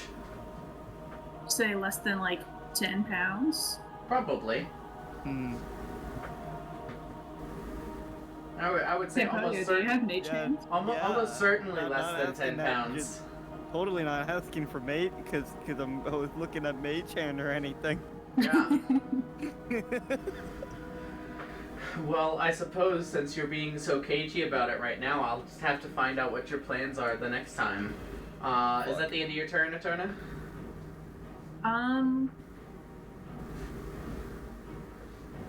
I would say yes. That would be the end of my turn. It's just holding out my hand expectantly. Okay. With that being said, Asya, you are up. So, after I've landed, I've seen Jin get absolutely bodied by this big Yeah, flesh golem next to me. picked up and fucking yeeted back down. Absolutely Like, sent. yeah. Alright, are you playing with flanking rules on? Yes. Yes. So if That I were to stand, that being said, flanking with Jin would be in the I would water. have to be in. Yeah. Okay, never mind. Yeah. Well, I am gonna move my character to here. Yep. Now, I believe that a flesh golem is an undead, right? These are, yes. So, I'm Riding gonna your make. bull, Ali. I'm gonna make a attack with my warhammer, Already. and I will use my D4 to make sure that land. Well, you never mind, but. you Yeah, know that's what? definitely gonna hit. It lands. You know what? That's a 23. Why not? Woohoo! That and definitely hits their 9 armor class. Oh, hell yeah. Gotta make sure I triple that shit. I will also be using Divine Smite at 2nd level. So at first that level would- it's 2d8, undead gives an extra, so that's 3. Second level gets an extra, so that is an extra 4d8 damage here. Yep. So that's what I will be using.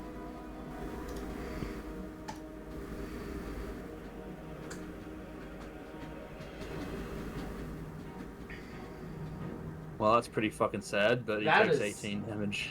That is very sad. Unfortunately, Yeah. because your Warhammer is not magical, he does resist the bludgeoning damage there. So that's a Okay. little less than 18. 7 down to... fuck, what is that? 7 down to 3. And then also the 11. Actually, hold on. I'm disappointed now. Nope, don't be disappointed. Oh. Also the 11 doubled to 22 because they're vulnerable Oh shit. to radiant damage. Oh shit, you're right. As you wind up and like slam the back of this guy's knee, the initial hit like just barely like staggers it, and then there's this burst of divine energy that just travels from your shoulder down your arm along the warhammer and into the knee, and you hear the splintering of bone.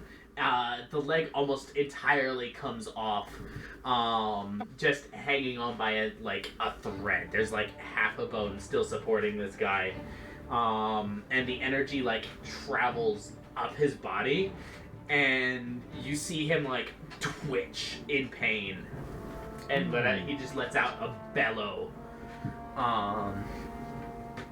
Completely disabled for the moment. I do believe you have a second attack. You're right, because I am also a fighter. So, I've used one spell slot. It's level 2. Yep. And then you use the first level spell slot on Bless. I did. Actually, let's... Just to double check. Yeah, I don't know how to remove them. Are they locked? So... Oh, wait. Okay, so I didn't change the total. So, go 3 and 1. Yeah. Alright. Yeah, you got it. Alright, cool. Alright, so I am going to aim to finish this guy off and just absolutely turn him into a puddle. Sure. Go ahead and Alright. take your second swing now. We do a second swing. That will still hit. I have been reminded that I'll hit another 7. I'm reliable. And 7 is a lucky number. yeah. And For context, I he's will- currently at 26 hit points, so you need to hit at least 13 on your radiant roll. Well, we shall see. So I'm gonna use Divine Smite again. Yeah? We'll do As a 4, paladin 8, does. 8. Come on now. Okay. Not quite enough. Down to 2 So hit he points. takes 24 plus 3 from the Warhammer though, right? Yes. Well, Jin can probably just finish him off. You said he was on 26 HP, that should have killed him. That was after I did the minus Counting 3. the 3. Yeah. Okay, never mind. Yeah. No, I took the 3 off, and then I told you the total. So yeah, Oh, he I is see. down to 2. This poor guy. I will say though, at this point, you completely like smash this guy's leg completely off. He goes down to like one knee and a stub, and like awkwardly turns around to face you, and you can see panic, rage, pain in his eyes, in his face,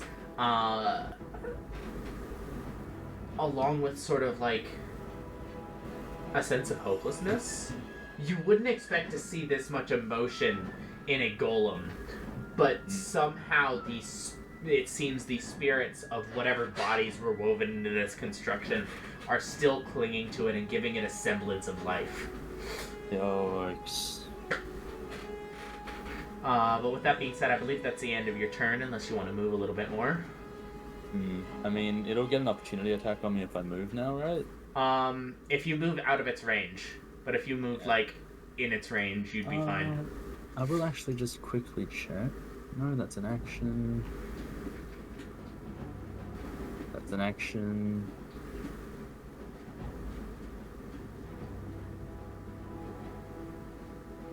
Using lay on hands, is that an action? Yes.